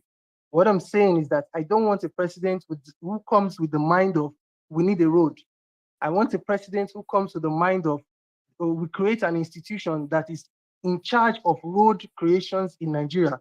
This institution will be there forever and will go into the nooks and crannies of Nigeria and look for roads that need to be fixed, roads that need to be done, and they will be handled by these institutions. That's what I'm saying. Not that Okay, we don't. okay. Can you Okay, tell us? can I, Tell- Theo, tell- hold on. okay, Let me do a comrade, follow up. comrade. Hold Please, on, Theo. Just okay, hold on. okay. Let me do a follow up question. So I also have a question. Will you also like a president who will be packing money from CBN with bullion van to his house? Absolutely not. Can you hear me? Okay. Yes, yes. I think you were talking about institution. Please, can you in 1 minute, please, tell Yeah. us that the institution that Bola Ahmed Tinubu has built in or he built in Lagos State that has outlived him outside, maybe, installing the as in the all the governors, after him since 2007. Can you really tell us a I mean, particular off the as top, in institutional reforms that was carried out under his administration, please? yeah, off the top of my head, I mean, without going to the books, I can talk about the Lagos waste management system, which has proven to be more effective than we have in other states, right? That's one part of it. And we'll talk about the blueprint of Lagos State, right? And we'll talk about the roadmap that each governor came, when each governor came, they followed, they met a structure on a roadmap that Lagos State took, right? We saw it with people like Fashola when they came in and what they did. These are the things that are important. I mean, if you allow me to go to the books now, I can probably bring out more, but off the top of my head, these are what I can actually give you right now. Okay, because if you talk Please. about the waste management, bro, Ifeanyi, please hold your fire, bro. I can tell you that Lagos is very dirty.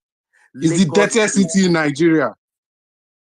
That's a so, lie. as in, I really do not understand what you mean by. Okay, I don't live in Lagos, but I've been to Lagos for several times. And is the Lagos of Makoko different from the Lagos of maybe Ikoyi, where the Tinubu stays? So anyways, I am a co-host, and I wouldn't really want to start being biased in a way here. So No, I get maybe it. I I, get it. I Let me will keep just you on. I will keep you on, and we'll bring maybe another speaker who will challenge you on some of these things. Anyways, maybe I have sorry, hold your fire. I have Nogodu or Boku. I don't know if I pronounce your name well. I'm so sorry. Please, you may Something want like to that, too. respond. I know you may want to respond to Yima on some things that he said about P2B.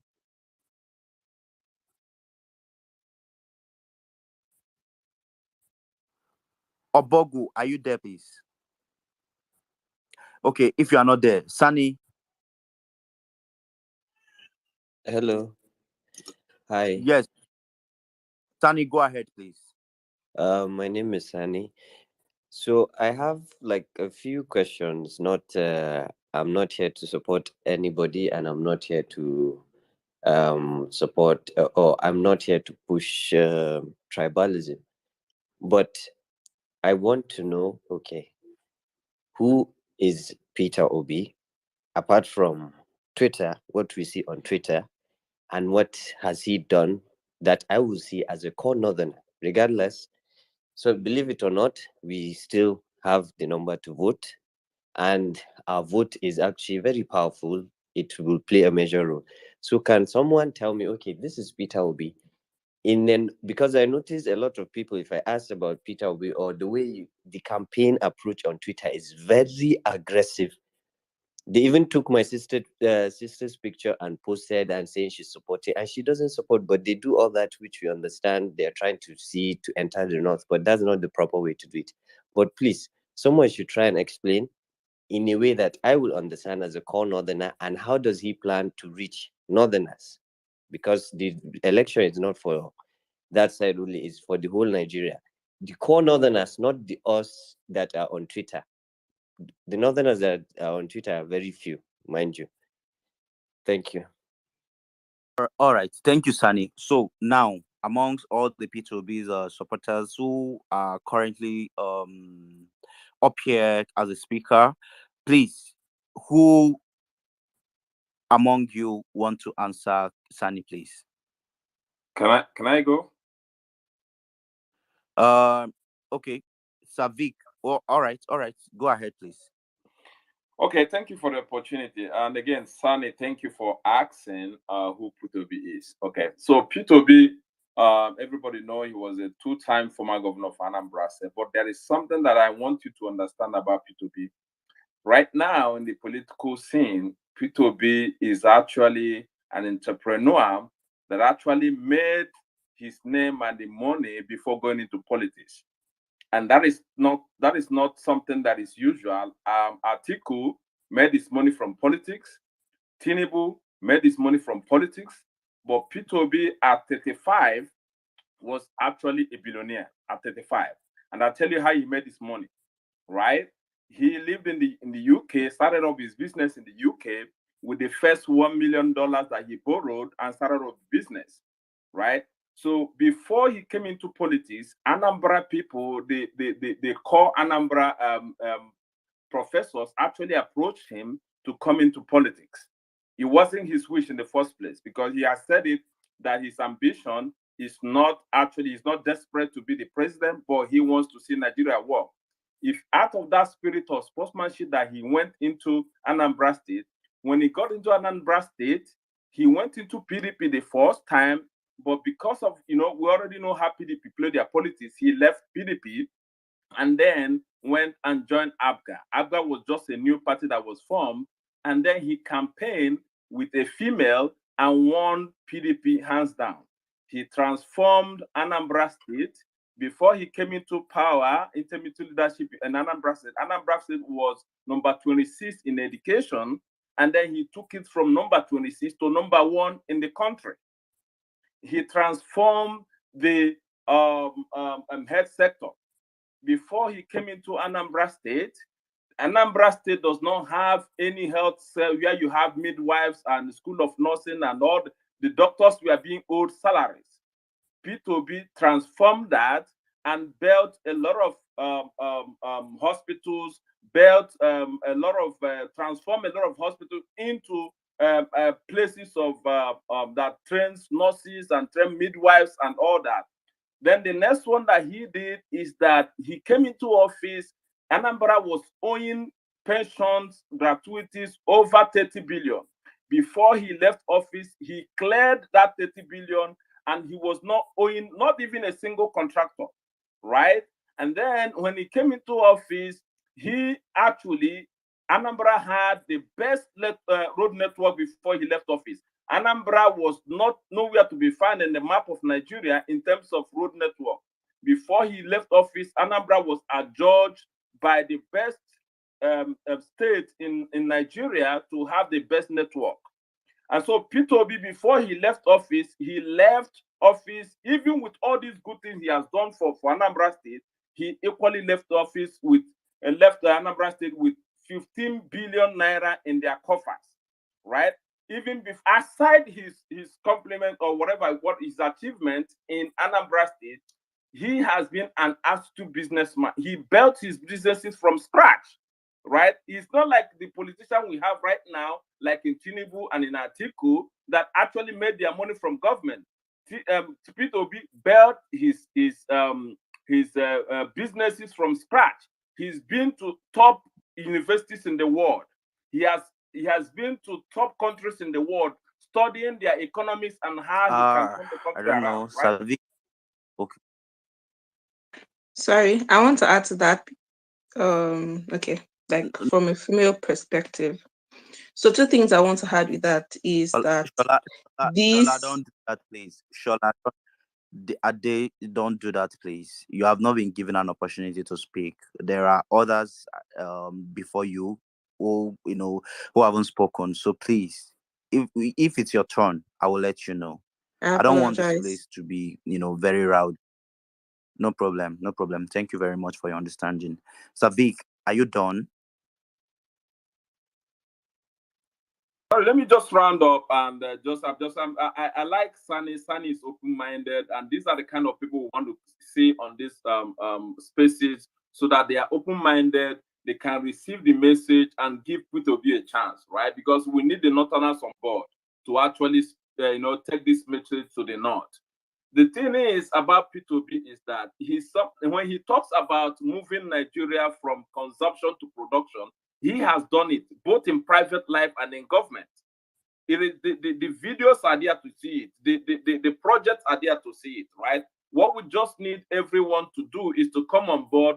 Because that's actually what Nigeria needs right now.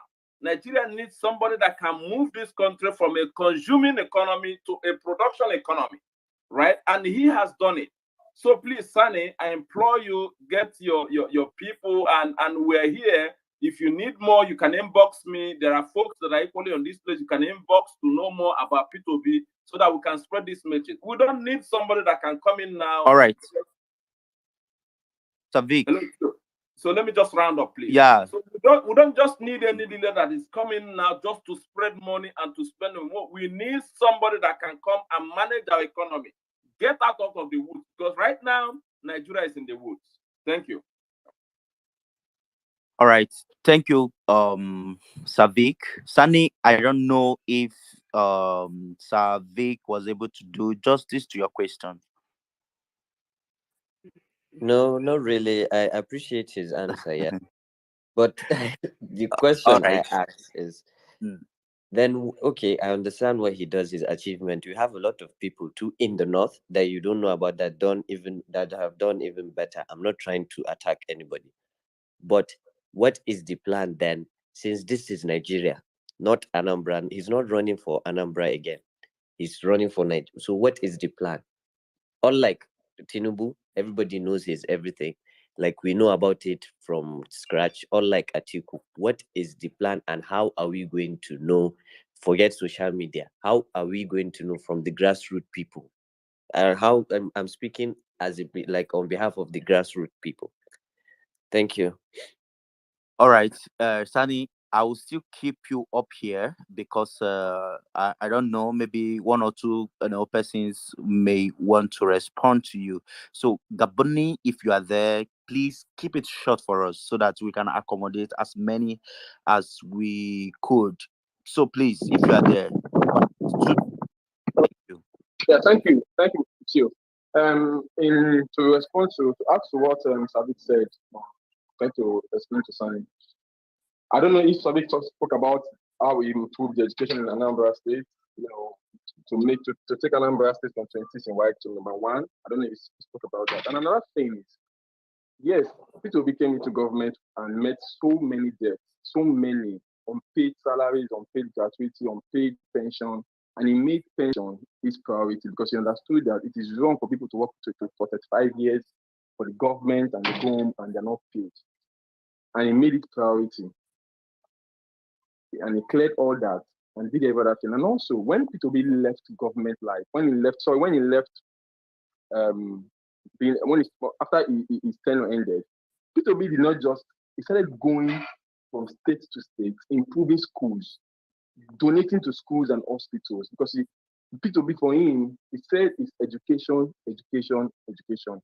He has gone to Sokoto, he has gone to Nasarawa, he has gone to different states in the north, gone to the south, the west, every part of this country. He has gone to schools to try and donate to schools and hospitals. He did not just go into the thing, no. And this is a man that has gone to 31 countries just to know why Nigeria is not working. Now you're asking what he's going to do for the grassroots. P2B is somebody that he has always talked about, that the driver of the economy is the micro, small, medium scale businesses, MSMEs. And this is where those grassroots comes in. He's going to make sure loans are accessible for every business owner, so that even that woman selling pumpkin leaves, that woman selling those petty things in the market can have access to loans, so that our business will not, because according to what Sabik said, which is true, P2B, it was from loan he got from the UK that he used in boosting his business. So he knows the importance of loan. He knows the importance of loans being accessible.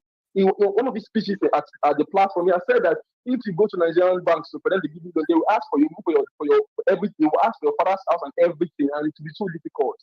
So he is going to make this thing readily available, because when these people get this thing, this is where jobs come from. These small businesses, this is where they employ people. This is the driver of the economy. See, this Eagle Eye was saying something. He said, what has P2B done? Institution. The institution he's talking about is, like this godfatherism. P2B is not a godfather. He's not a godfather kind of person at all. P2B, you see so many youths clamoring for P2B. We are not fools, because these are people that have seen what he has done. I believe probably you must have seen some of his videos, his interviews, and at the end you say, go and verify. This is somebody that knows what he has done and knows what he can do for Nigeria. Making Nigeria work is not rocket science. He always say, see, the problem we are facing in Nigeria is that we don't know what good governance is. We don't know. That is the problem we are facing. If we understand what good governance is, we know that we deserve better than these our politicians. We deserve better. I think we have to remove. See, P2B for me is not a southern president. I'm not portraying him as a southern president, but I know P2B is going to do more for the north. These children, women on the street, these Amaju children, he's going. There's one thing I can beat my chest for. P2B will take those children off. Bernie, I was He's raising going hand to for take you. those children off the street. I'm sorry, at this 30 seconds. He's going to take those children off the street, because it is from those children not going to school, not knowing how to make decisions for themselves. That is how most of these children they end up into doing crime. He's going to take them off the street and give them quality education, and that is a very key. That will be a very key one for the north. So, Mr. Sani, see, P2B is, so to me, and I'm trying to tell you, is what Nigeria needs now. He have the strength, he have the intelligence, and he has everything. He knows how to take Nigeria out of this problem we are facing. All the states in Nigeria have something to produce. We cannot be going to Abuja every month, and we have every state in this country have something to produce, and that's what I was going to tell you. That in Plateau State they can produce tea and coffee. In different states, everybody has something to produce, and when they produce, this has to boost the economy. So please take this message to your people. P2B is what we need now. Are you the mic for now? All right, thank you very much. Please, I don't want to interject when you guys are speaking. So please, we have okay, I will be giving each speaker 3 minutes. So please, once you start seeing my hand, you know that your time is up. So please, Adering Solar, after you is Anambra First Son. So please, Adering Solar, keep to time, please. And your time starts sorry, now. Theo, I've been here and you've not called me up to speak. Right. Okay, I apologize for that. Just hold on, please. I'll come to you. Thank you. No worries. Apologies. All right, Adering Solar, please. Your time starts now. Okay. The only two things I wanted to add to the person that asked of the person of Peter B from someone that is not from his state or from his tribe. For me, I mean, I have also been asking because I actually want to see the detailed manifesto that he has, and I've been told that it's coming soon. But other than that, because you asked about this person, not necessarily about his justice antecedents and all of that. Two things that I liked about him personally was, one, the fact that I don't know any other governor that paid aged people stipend monthly that's other than their pension. That's whether or not you are a pensioner in the state, he paid anybody aged over 70, 5,000 naira. That's social welfare, and that's we all admire the social welfare system of other countries other than Nigeria. The only element of social welfare we currently have in Nigeria is just NGOs and then you can't even really call pension social welfare because it's money they worked for. But the only governor that I know of, former governor that I know of, that paid people other than pensioners stipend 5,000 naira monthly was Peter Obi. Then the other thing that I liked about him too is the fact that as Nigerians, I mean, this administration came in on the no corruption thing. And we've all complained about how much these government elected officials pay themselves in salaries, in benefits, and all of that, and still managed to have benefits even outside of office. He refused his pension that is constitutionally provided to him. He said he didn't want it. So he's not paid. He's the only former governor I know that has refused to be paid. He said the money that he has made by himself is enough for him to live by. And those are two things I admire. I mean, it tells me, another thing I admire is the fact that he is somebody that is open to talking to people. I mean, it's the only other governor I know too that consistently, I think they said once a week or once a month, had a program where he interacted directly with the people who elected him to come and speak to him and say what exactly it is they want. Like consistently had a program that was scheduled. Everybody knew the time to call in and say whatever questions, ask whatever thing they needed to ask. Because at the end of the day, he was representing not himself or his people. And he gave that platform for them to be able to relate with him directly. I think that is very important in a leader, and I admired that about him. Then the other thing I wanted to say to the person that talked about Tinubu's institutions, I always wonder when this thing keeps coming up, because it keeps coming up like, one, the history of Lagos does not matter. The previous elected officials there were some really good former governors in Lagos, did not matter, and all of that. But let's even say, according to you people, it did not really matter. Tinubu single-handedly built all the institutions that is making Lagos what it is today. I don't think it is an ideal city, but for some people, they think it is. And okay, so let's go by that. I mean, by himself, he has admitted that he installed some other kings in some other southwestern states. If we are going to say that the history of Lagos and the framework of the other really good governors that came before him does not matter, then why has he not been able to replicate these so-called institutions in the 4 other southwestern states that are practically in his control in the southwest? He hasn't been able to do that in Osun State.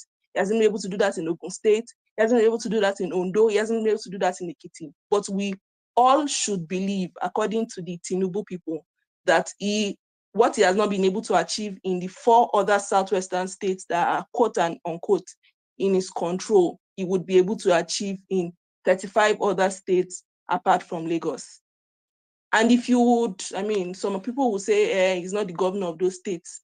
You people have this habit of making us feel like every other governor that came after him do not have ideas, do not have achievements of their own that they came to give people. They are all following Tinubu's brilliant master plan. So if he's supposed to be the recipient of all the glory, why should we not hold him to account too for the failures?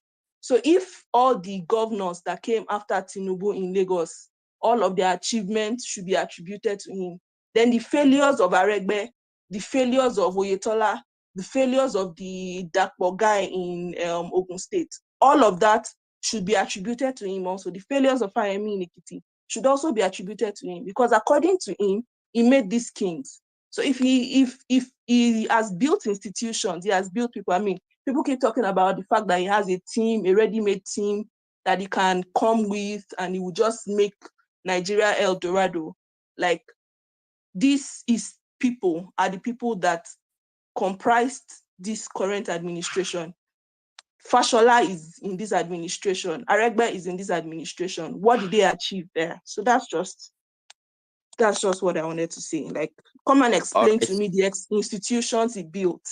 Do you understand? In Lagos.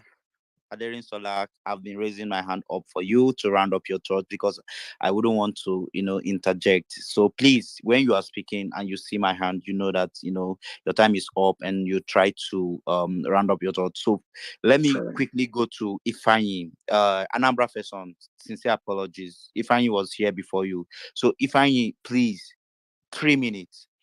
3 minutes, and I will raise my hand. All right. Please, I Thank don't you. want to cut anybody off, please. Yeah. Thank you. I'll try and make it fast. Okay. I'll quickly go. Picking up from where Adesola stopped. So P2B is basically accessible. That's why while he was governor, he goes around holding town hall meetings monthly to interact with the people he's leading. Then the guy is compassionate. That's why he could pay, retired people, even if they're earning pension, he could pay them monthly stipends. Now, my own reason why I am going for P2B this time is because I find him to be the right fit for the current situation we are going through in this country today. Now, Nigeria is debt-riddled, cash-strapped, and poorly performing. At the moment, we borrow to fund government, to do projects for developmental projects, and to repay loans. Now, the information that is reaching us now is that 90, in fact, by maybe this year or sometime, sometime next year, we'll use 100% of what we borrow to repay debt and stuff like that. So we are in trouble. Now, if you look at what is really wrong, the thing that is really wrong with this administration is, despite the fact that you go borrow for projects and pay debts and fund government, you're not even creative enough to cut cost of governance. You just left the cost of governance as it is, and then you borrow to fund it. Now, this is where somebody like P2B comes handy, because the guy has a knack for frugal management of public resources and trust. This is something he did in Anambra State.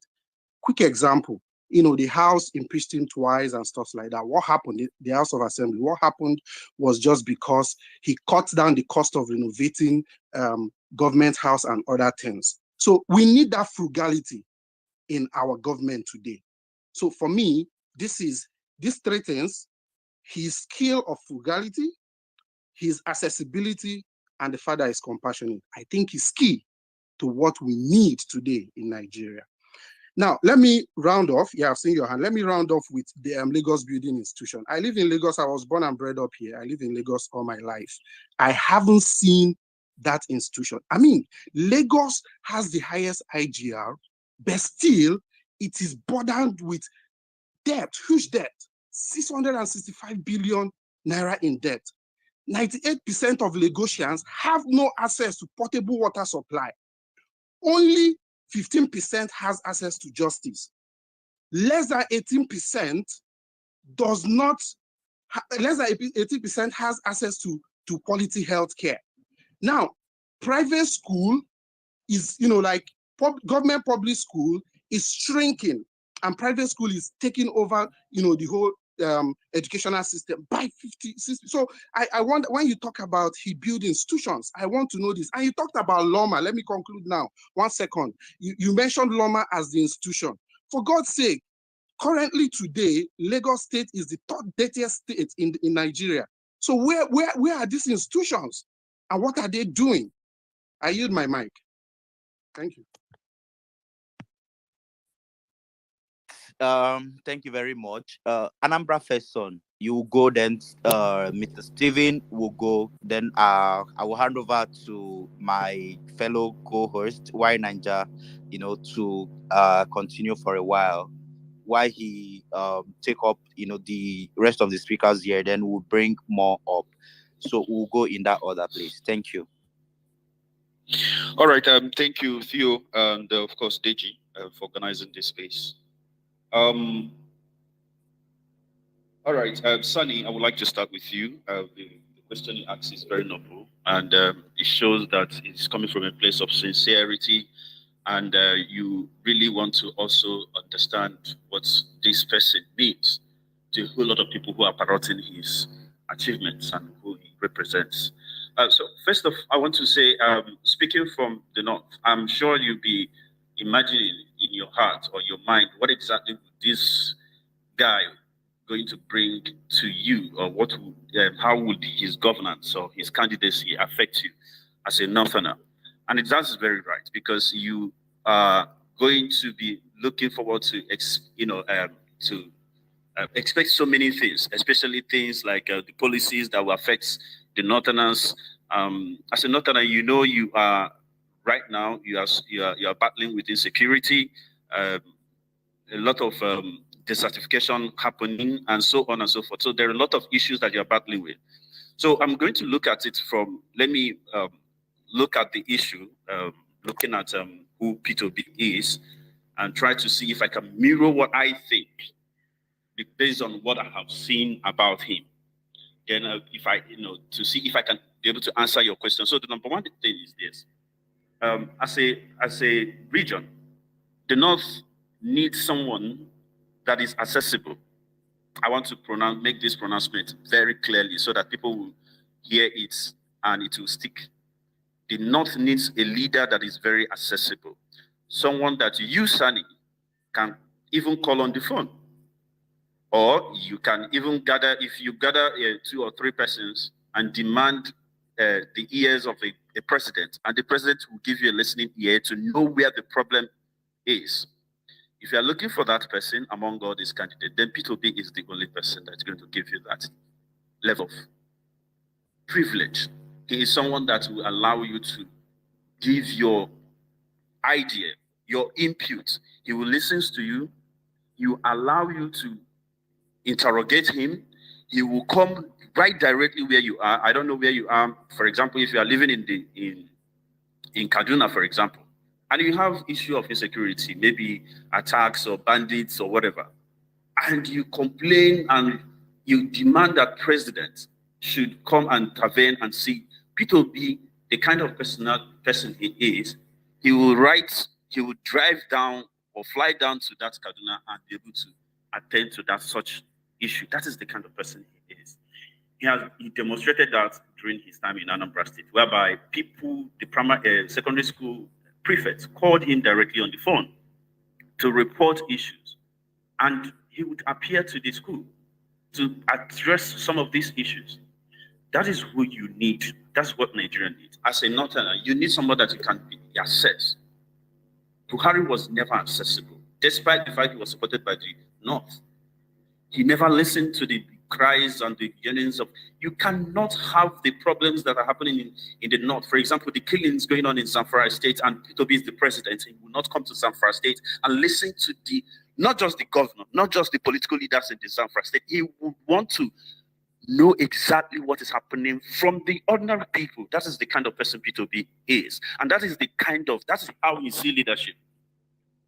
He breaks barriers in his leadership approach. And that is very important. It is quite unique and rare. One of the reasons why P2B chose to, fly economic instead of business or private jet is because he wants to.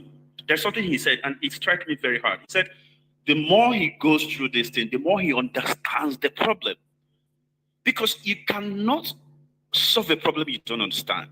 And for you to understand the problem, people may give you a report that is already, you know how Nigerian political sycophants operate. They will give you something that is already padded. But P2B, for example, will need you to report something to him. Then you bring your report. He already has his own personal report because he has a personal relationship with someone in the North. Then he'll ask you, go and get me a report, of what happened in Kaduna. He has his own to be able to measure, to understand actual happenings. So that is a very key thing that you need to take home. Another thing is that P2B is very key on economy, business, growth. Now think about it. How many companies have folded in the North in the last couple of years? And these are the things P2B is interested in reinventing. He wants to bring back these things. Northerners are mostly farmers. A lot of them are mostly farmers, and of course traders. P2P would not put out policy that will affect traders, and he will also ensure that the people who are mostly farmers have access to soft loan and grants in order to have their goods and their products. So some of these things are the things that he has done while he was governor of Anambra State. So a lot of people have already touched on other things, which I don't want to repeat. But I just want to let you know that P2B is somebody that you, Sani, if you organize yourself and demand P2B to come and treat a particular issue in your state, P2B will give you listening ear. Let me give a very quick example before I yield. How did P2B... Anambra first. Okay, Hello, let me just Anambra first, son. Hold your... Okay.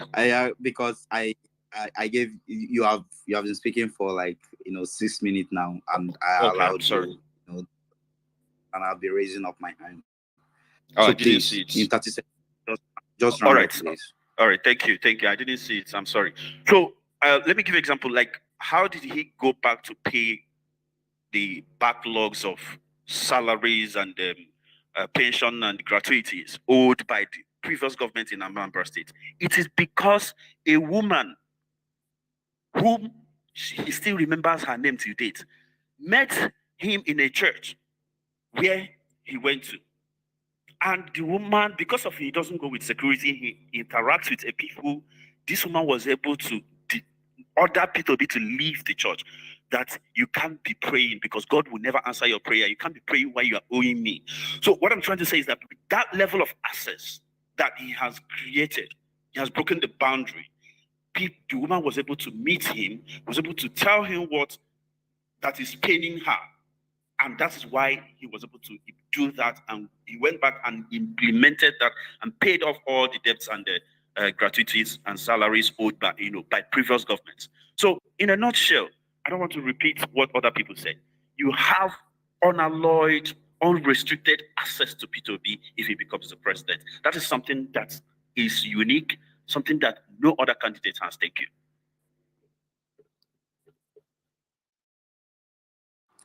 All right, Mr. Steven, if you are there, please. After Mr. Steven, Wainanja, you take over. You take Ima, you take Justice, then which other person? Okay, you take Justice, then who accept more new speakers. So, Mr. Steven, Theo, please, can you ask Sani if what I said was good enough for him? Okay. Mr. Sani, I don't know if Anambra first son, was able to do justice to your questions. Mr. Sani, are you there? Yes, I'm here. I'll keep listening to other people, and at the end of it, I'll make a comment. All right. Thank you very much. I will still keep you up here. All right. I will still keep you up. Mr. Steven, please. Sorry for keeping you waiting. Hello, yes. Good evening, everyone. I also believe that we are gradually deviating from the subject matter. That although we want to get all other people, although we want to get other opinions, but the purpose of this conversation is to hammer on these two political ancestors, Tinubu and Atiku. Because these guys, they are going to put Nigeria in serious trouble. So we are deviating by bringing other extraneous issues, into the subject matter. So the reason why I said you should put Atiku and Tinubu people on the platform is so that they can come and defend their ancestors. I understand that very well, and I also understand the fact that there are other candidates as well in this race. So I wouldn't want us the other candidates overshadow the conversation. Let's focus on this. Tinubu just emerged as candidates. Okay. Today is not the end of Twitter Spaces. You will create All other right. platforms for that candidate. So please. Okay, it's fine. It's fine. Maybe to others that will be coming up, please, if you are a P2B supporter, if you are Shaware supporter, well, I just learned that Shaware is not the AAC presidential candidate yet. They will be conducting their primaries either tomorrow or thereabout. So if you are AAC member, you can only critique the Tinubu and Atiku's candidacy for today. So please, maybe we'll open up more space where we'll accommodate other candidates. So we sincerely apologize for that. We don't want to deviate from the topic of today, Tinubu versus Atiku. I know Ima is a supporter of Atiku, and the two Imas up right now, they are supporters of Atiku and Tinubu as well. So Mr. Steven, go ahead, please. Sorry. All right. Good evening, everyone. Good evening. Am I audible? Can you hear me? Yes, audible, but we are hearing some noise at the background. So please, if How you about can now? just it's fine. Go ahead, please. All right. Okay. Thank you so much, Mr. Adeyanju and Theo and Why Niger for this space. Really, it's coming at it's quite timely because for the past 3 days or so, I have been at the convention ground, Eagle Square, to cover the just concluded APC presidential primary elections for the elections coming up in 2023 next year. And prior to that time, I've had the opportunity, I will call it the opportunity, to be at the forefront of covering the APC, that's the governing party, and then the PDP, the main opposition, and also the presidential villa, where these people get to come see the president from time to time and they have discussions with him. And this afternoon, when Tinubu was announced by the chairman of the Electoral Election Management Committee for that convention, Wakar Bagodu, when he was announced as the winner, having scored the highest number of votes. I thought to myself, is this all we are stuck with as Nigerians? Now, going further, in his speech, in his acceptance speech, Asiwaju made a lot of comments. And one of the things I cannot help but notice was that much of the antagonism that was, much of the barbs he was firing from his comments were targeted at the PDP. So it made me understand that, okay, maybe these people really think that this game is just between, the APC and the PDP. And I've always been the advocate of, hey, we cannot be stuck with what these people feed us. The APC and the PDP they seem like the only option because we have been voting for parties and not personalities. Vice President Yemi Oshibanjo, just before when he was issuing his address yesterday, before voting officially started yesterday night at the convention ground, he said something that really struck me. He said, you cannot wish Nigeria well and vote for someone you do not believe in. Even if this person is in the right, me just adding my own part now. Even if the person is in the party or in the party that seems to be the most popular, or the party that seems to be the winning party or the governing party, you cannot wish Nigeria well and still vote for someone you do not believe in. Now, which leads to my next point. If we must get things right in 2023, as young people, if we must make our voice count, I personally believe that we owe our future generations the responsibility to shock these people at the polls next year. Because it's almost looking like, hey, you know what? These Nigerians have no other choice. All we can do is just to pick somebody from the PDP, and then we field another candidate from the APC, and then we present these two people to them, and then for them to choose between the lesser of two evils. And that shouldn't be the case. Okay. And that's why I'm really anxious, or I'm really happy about the conversations that's been happening here about other people coming up, like the Moralu, the Peter Obi, other people coming into this fair. And the reason why we must get this right this time is because we have to set a precedent for future generations. Because throughout Nigeria's democratic history, only two parties have led us: the PDP for 16 years, the APC for 8 years, and they're looking towards, extending that 8 years into 16 years too. And I'm saying that we cannot give them that chance to just mark metrics at the expense of our national progress, at the expense of our national development. Okay? Now, if the APC fields a candidate that you feel, right, is able to deliver on governance, not play politics, on governance, then it's fine. If the PDP fields a candidate you feel can deliver on the dividends of governance, of dividends of democracy, fine. It's okay to go with it.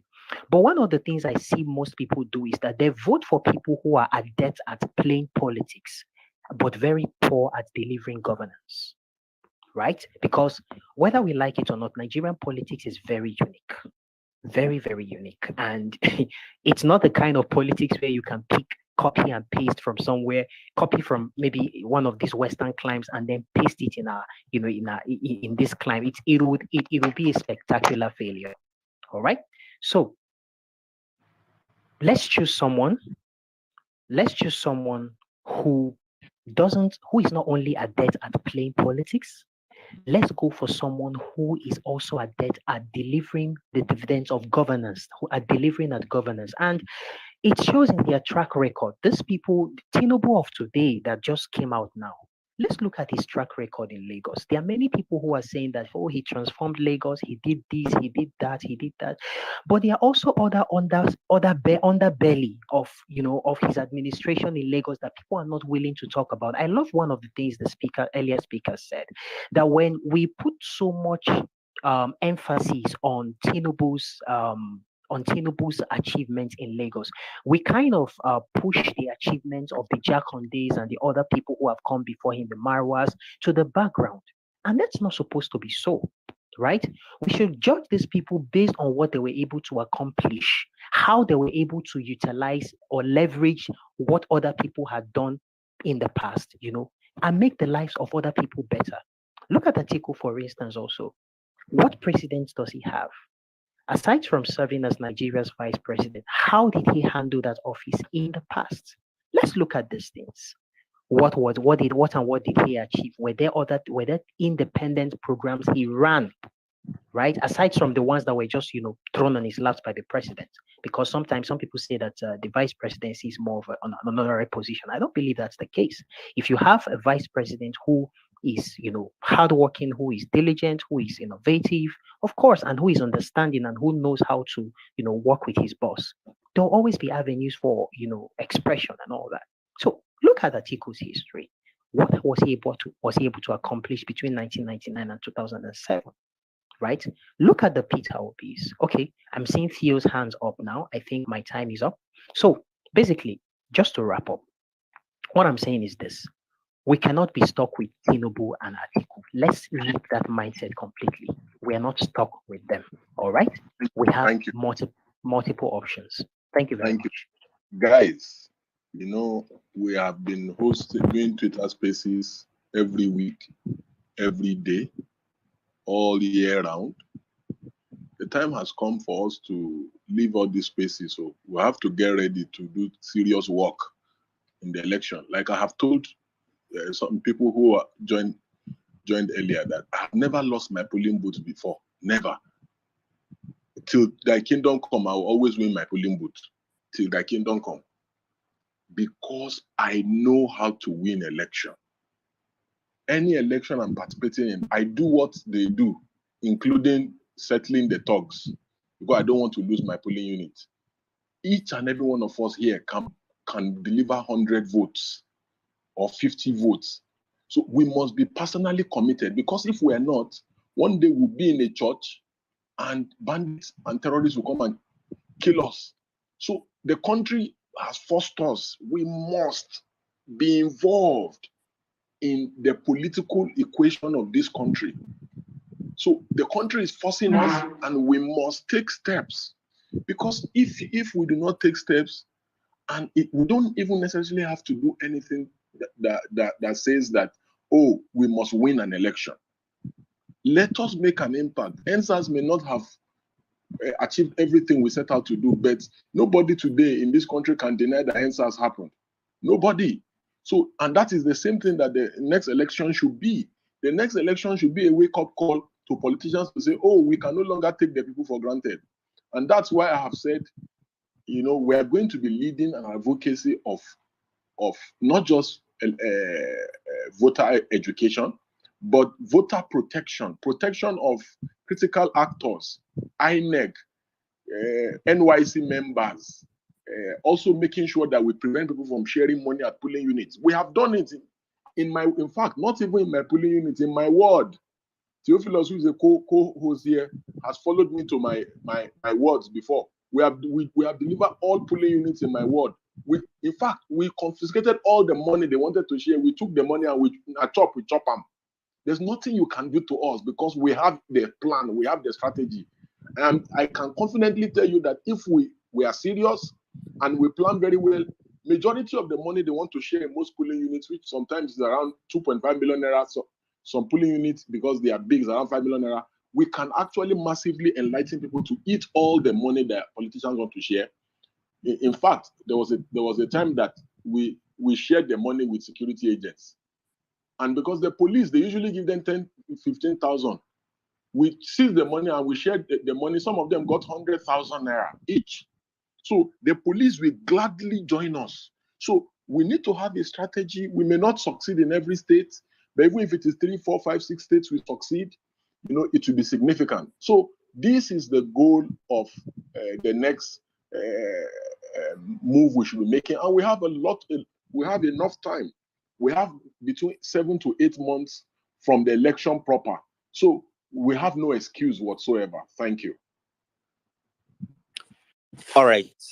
Thank you very much, comrade, for that.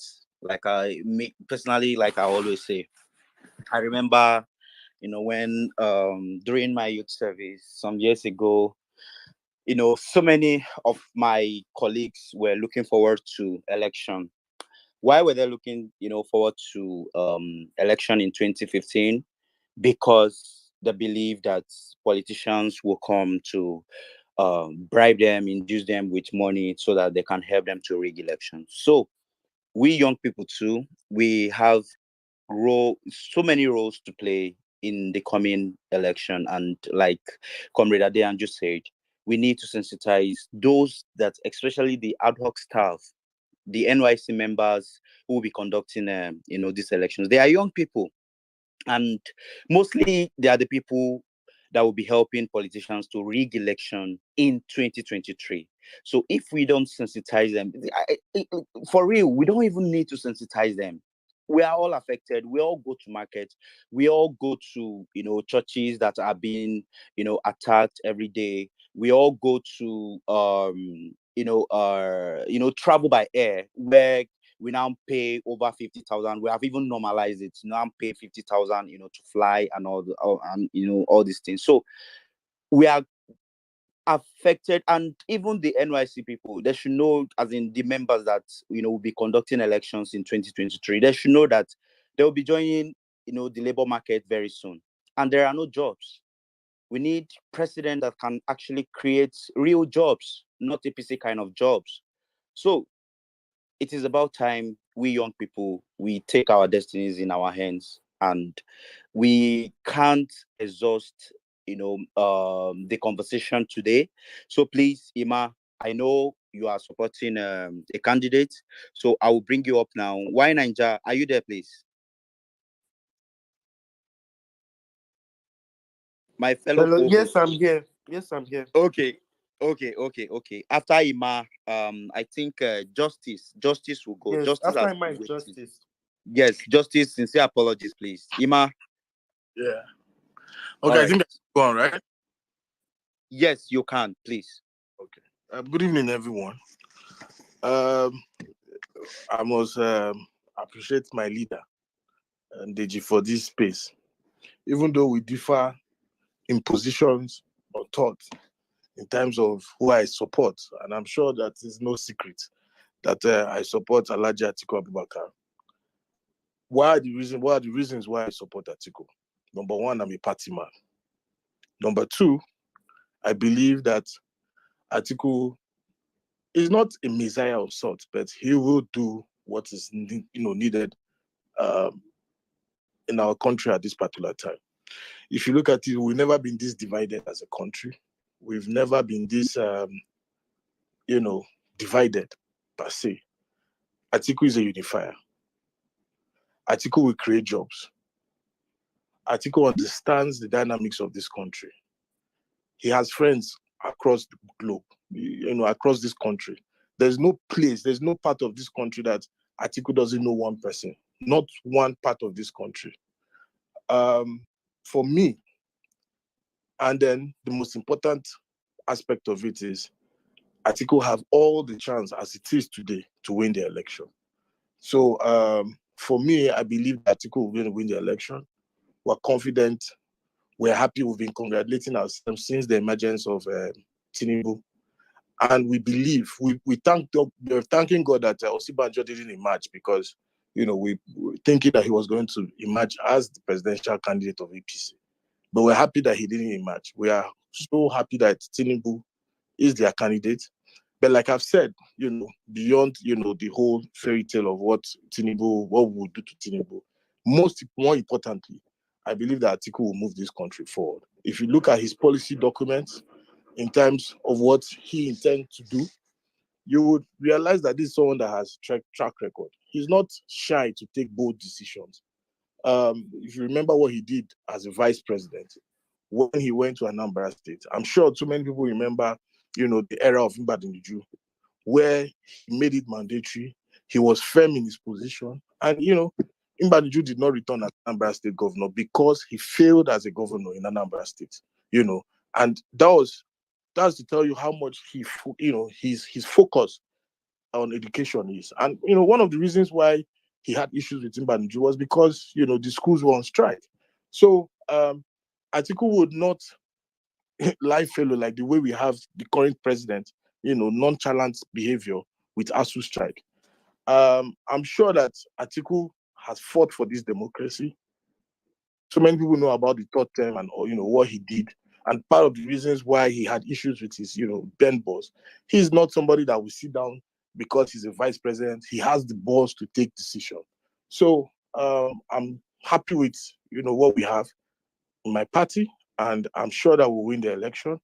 He has the capacity to win the election. And that's very important because as much as people say, oh, we need this, I don't begrudge anybody, but I know how elections are in Nigeria. I have attended, couple of elections in this country.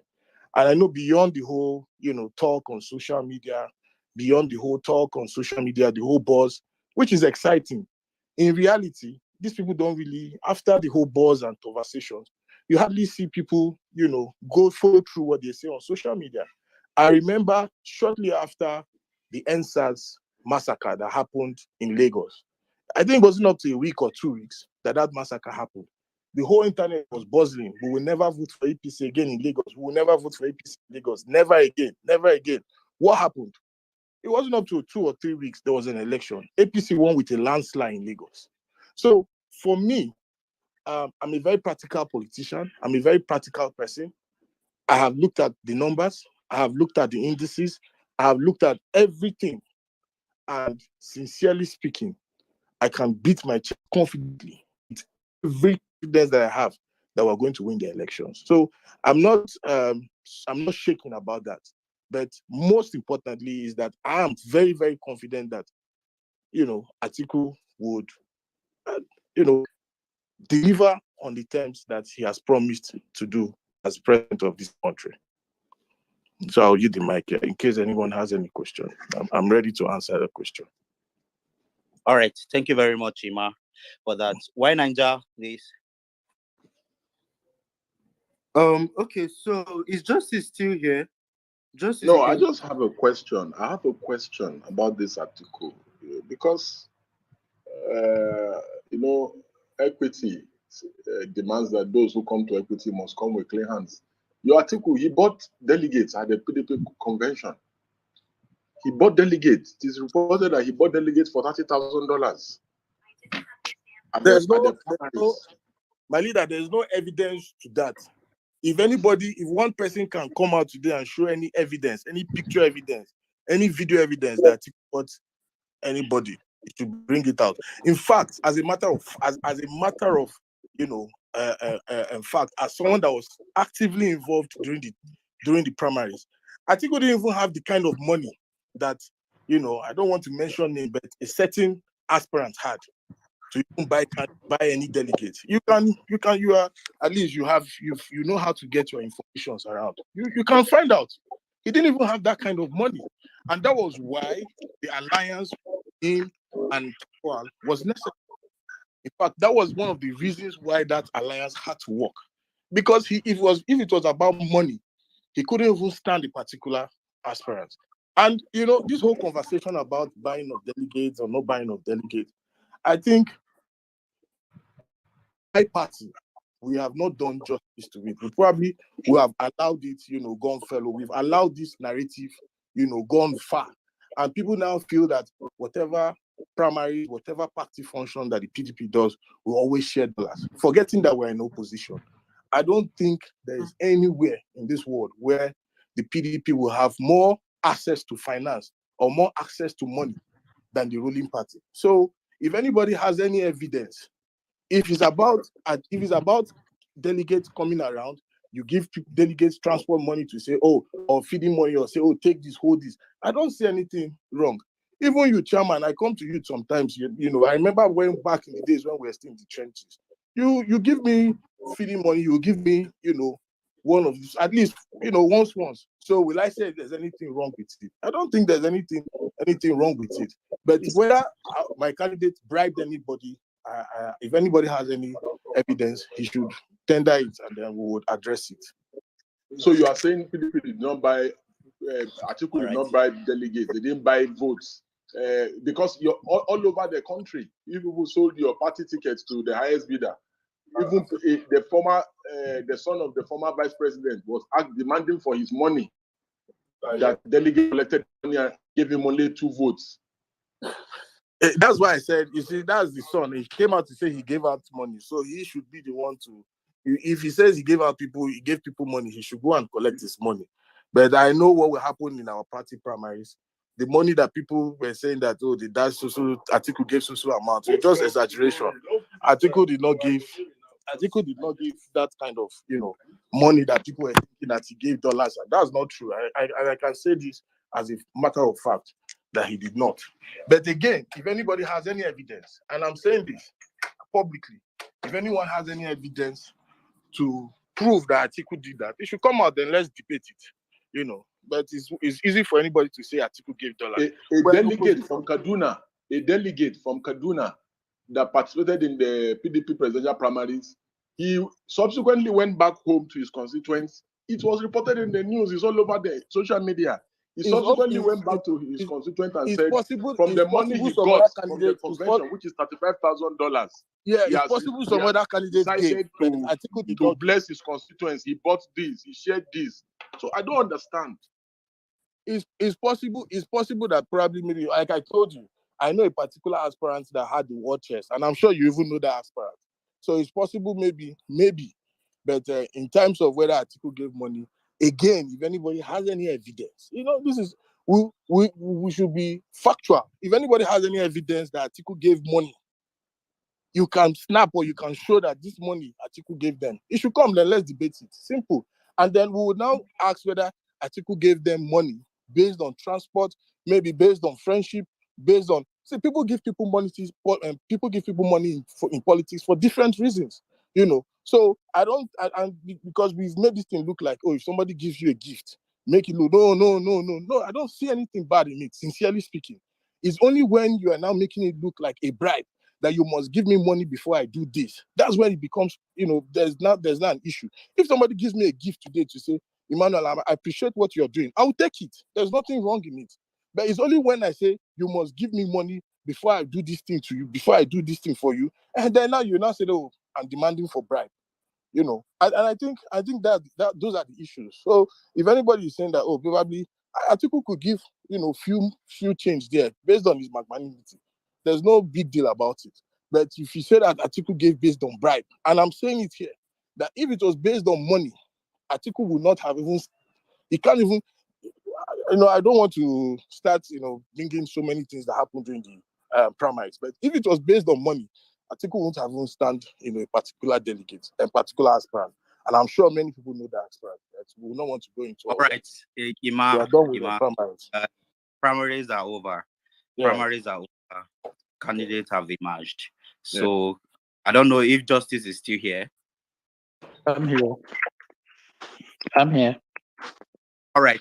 Please, sincere apologies. You've been here as speakers for over an hour now. So I want to apologize to you sincerely. No Go worries. ahead. Okay, thank you guys for the opportunity. Oh well, for me, I'm really surprised that youths are still talking about Tinubu presidency in 2023. It's like all over again. Nigerians never learn. For me, there has to be a paradigm shift. And personally, integrity and personal character is huge for me. If you want to be my leader, you have to show me the reason why I have to follow you. I want my kids to look up to a leader of a country and say, I want to be like this person when I grow up. So if you have character flaws in your personal life and your public life, that is a no-no. And this is not what Nigerian young people should be applauding and supporting. A leader should be an example, especially a country that is going through so much. Nigeria has to go through ethnic rebirth. People have to change totally the way we do things in that country. From nursery to primary school, crime everywhere, fraud everywhere. So we need a leader that is going to stand and people will look at that leader and say, yes, personal character, business life, we can attest for this person. The way he has lived his life, the way he has done his business is verifiable. It's open for people to see. So we need a leader that can set example. We need a leader that people can look up.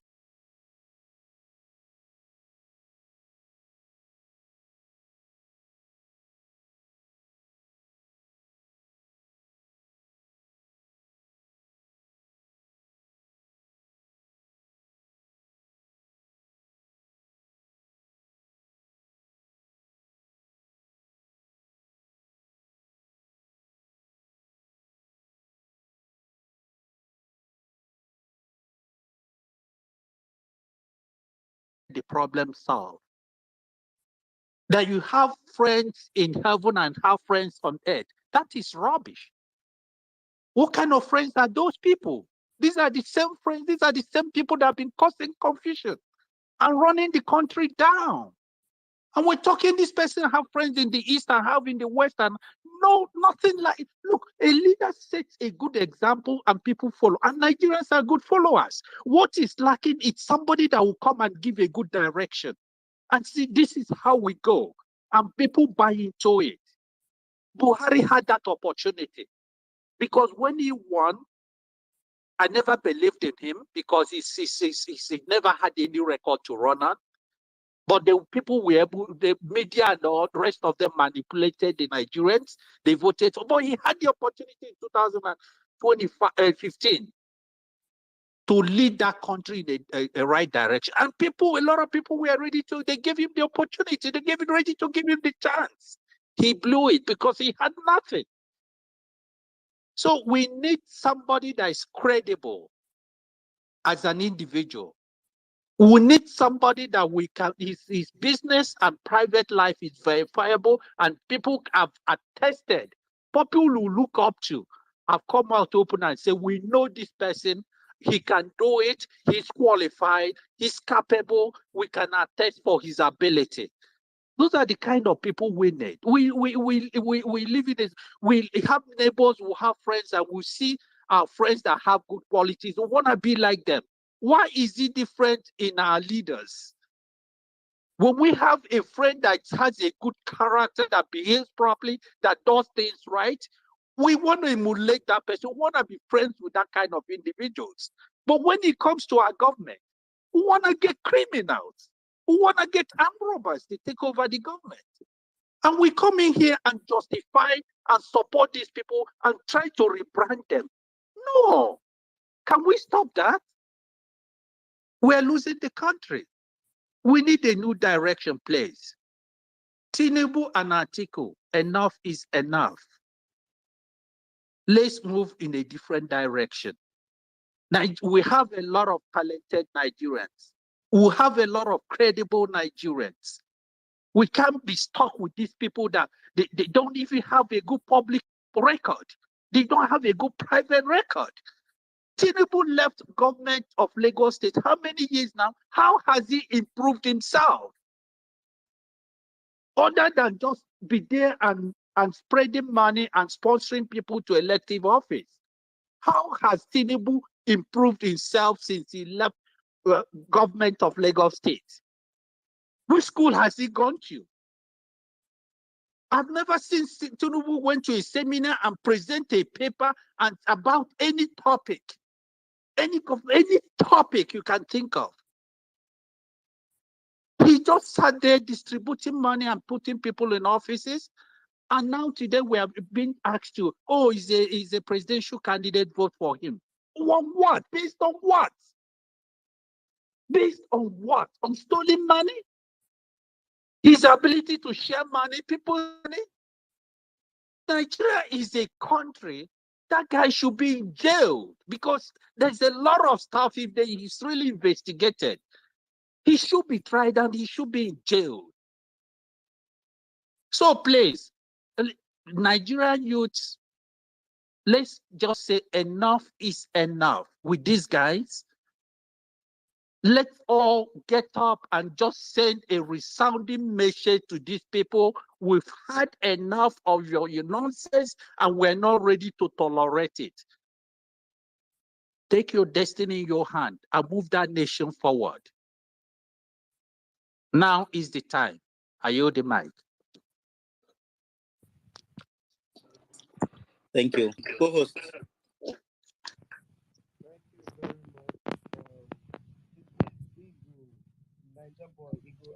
We can go ahead.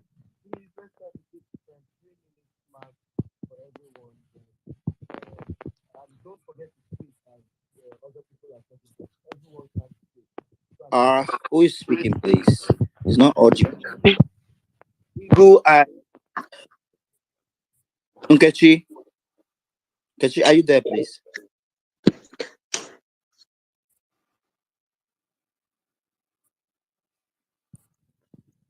Nkechi? I'm here. Nkechi Okay, is here. please, go ahead. 3 Okay. minutes, please. Yeah. Wasn't expecting to be called now. Okay. Yeah, thanks. I'm just sticking to the topic of the day, which is Tinubu versus Atiku.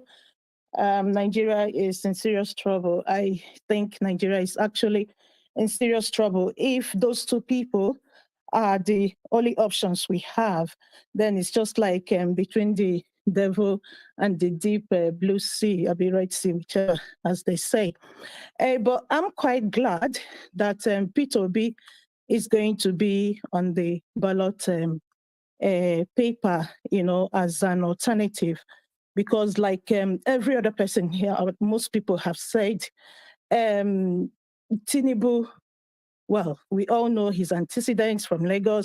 For me, just like people come up and say, oh, who is P2B, or who is this person, who is that person. All I know about Tinubu is the bullion van, about him amassing wealth and then just feeling like leadership is his birthright. And even the way that he has done his politics for this present dispensation, I mean, like this, the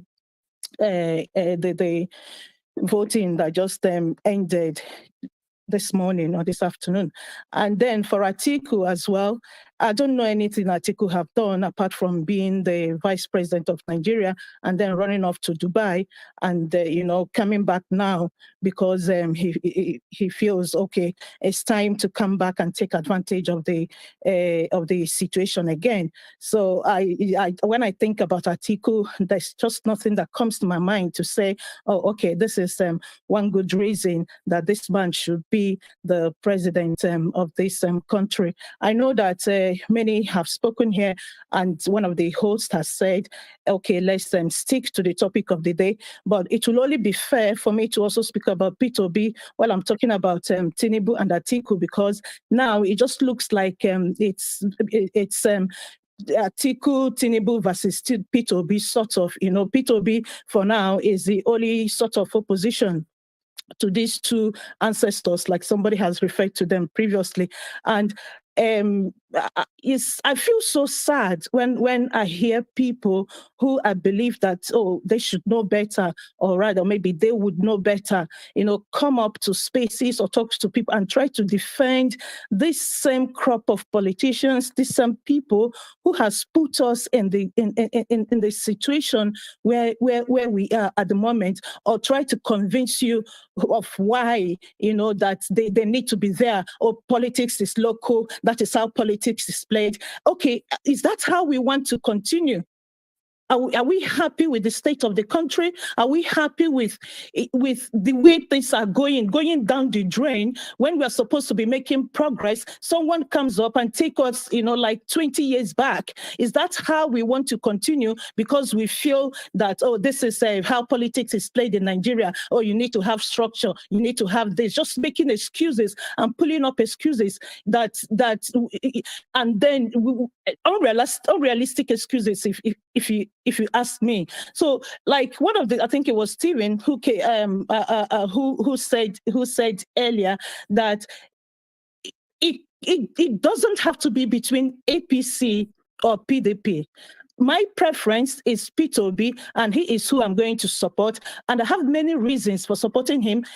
Apart from numerous reasons that other people have said here, one of my main reasons of supporting P2B is because when he becomes the president of Nigeria, it's going to be like killing several stones with one bird. Apart from enjoying his competence, and governorship, it's also going to solve this problem of Southeastern presidency, and it's going to help to quell the agitation from the Southeast. Whether you want to hear it or not, it is the time for somebody from the Southeast to become a president of Nigeria. And there is an agitation from the Southeast, which if P2B becomes, or rather when P2B becomes the president, then this agitation is going to quell. And people saying it's also going to stop people saying, oh, that Southeast is being marginalized because nobody has been a president from the Southeast. So this, for me, that is the main reason. I know some people don't want to hear it because they feel, oh, do not make it tribalistic, but it's what it is. It's not fair that people from other regions can speak about their own person because they're from that region, and then an Igbo person cannot speak about P2B because you don't want people thinking, oh, he's not going to be an Igbo president. People say, oh, nobody knows him in the north. Nobody knows him. This man only just picked up the ticket the other day.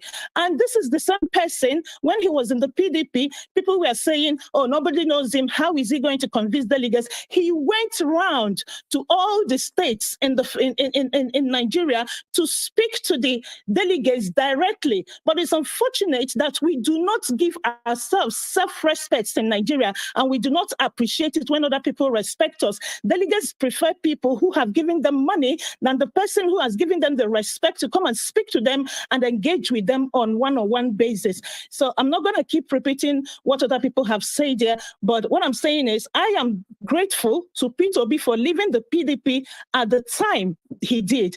And I said it then, it was a strategic move that he made, and that move is what is going to save the day, because if he didn't leave the PDP at the time he did, now he would not be at the ballot paper and we would have been stuck with Tinubu and Atiku. Thanks, everyone. All right. So I please, think, sorry. please Okay. hold your fire. Hold your fire, please. Nkechi, I have a question with you. I'm sorry for you. Sorry, I'm sorry. P2B was a running mate to Alhaji Atiku Abubakar in 2019. Please, what has really changed? When you say what has changed, in what regards?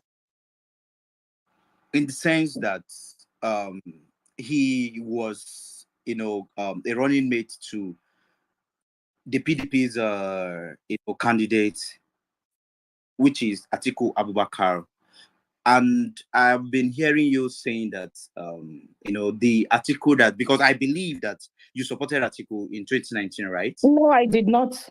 I have never supported anybody. I have never voted in Nigeria, but now I'm going to vote. I've got my PVC because I think this is the time for a change. If Nigeria doesn't change by 2023, then it's going to implode. Trust me.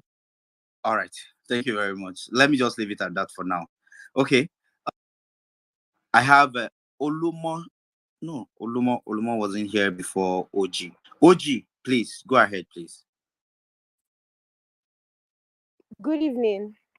Thank you for the platform. Okay, I've been holding up, building up my statement. So first of all, I believe that Tinubu and Atiku, like the previous speakers have said, let's be sincere. I was speaking to one of my colleagues today at work, and he told me, oh, Tinubu is the winner of this election. He's very happy. And I asked him, why are you happy? And he's like, he's in um he's in APC. And I asked him, why a young guy like you, what I did in APC? And guess what he told me? He told me that I don't know what politics is. I now said, it's like people don't understand that we are no more playing who's the best gamer. I think Nigerians need to get it right, first of all. Then we can now start talking about who is the best, let the best player win. But not when we are in the ground, literally, and you are coming to me to tell me, I don't know what politics is. And at that point, he felt ashamed because that is the truth. Before you start talking about who is playing politics, so when I hear people say, you don't know politics, it's a game of numbers, blah, blah, blah. I said, we're going to get there. Nigeria will get there. But we need to understand that these players, whether it's going to be PDP, APC, tomorrow, if it's going to be ACN or it's going to be KDK, they are good people. We have built a democracy that only produces good people. We have built a democracy that the only people, in fact, we're not going to choose, it's not going to be a situation with devil or the deep blue sea. We just know that, it's based on preference. Right now, we don't have preference. That's what we are literally in the ground. Let's say everybody, okay, it's based on preference. And we can now basically do this northern and southern thing. But right now, it's not it. What we need right now is to get our democracy right. Then in the future, we can, anyone that wants to play, if Tinubu comes and he knows politics, that's his business. That's anybody. But I know that if we are going, an average person can afford water. An average person. I saw Sani. Sani asked the question that P2B left for him. He feels like his northern governors have done better than P2B. And I asked the same question. And I feel like the North needs to understand that in all I feel like they will benefit the most from all these shambles, because in the North there is literally education is next to zero. And what are we trying to, what are we producing? We have the Amajiris on the street. And we need to let, I don't think we should stop playing this politics of he built this house, he built this road. We need foundation. That even if tomorrow that they, you can imagine they have good roads.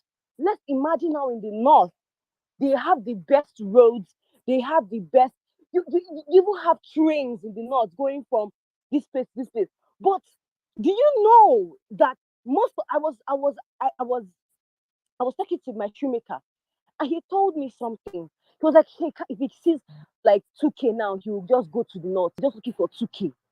I'm like, how can a full grown man, I'm in school and I know how much I get, and a full grown man who probably has wife with 3 kids is telling me that if he has 2K now, he will go to the north.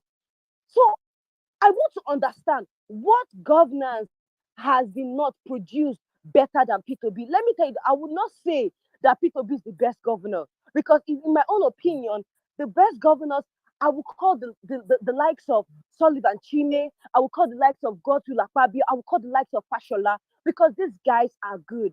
But let me tell you the truth. P2B is not because of his good work. This is a fight. Our life, my future. I really don't want to leave Nigeria. I love this country. I love our lifestyle.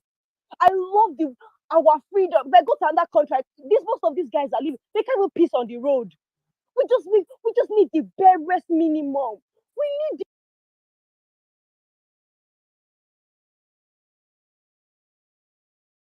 love the freedom. If I go to a country, most of these guys are living. They can't even piss on the road.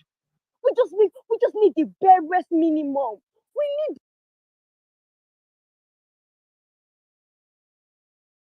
love our freedom. If I go to another country, most of these guys are living. They can't even piss on the road. We just need the barest minimum. We need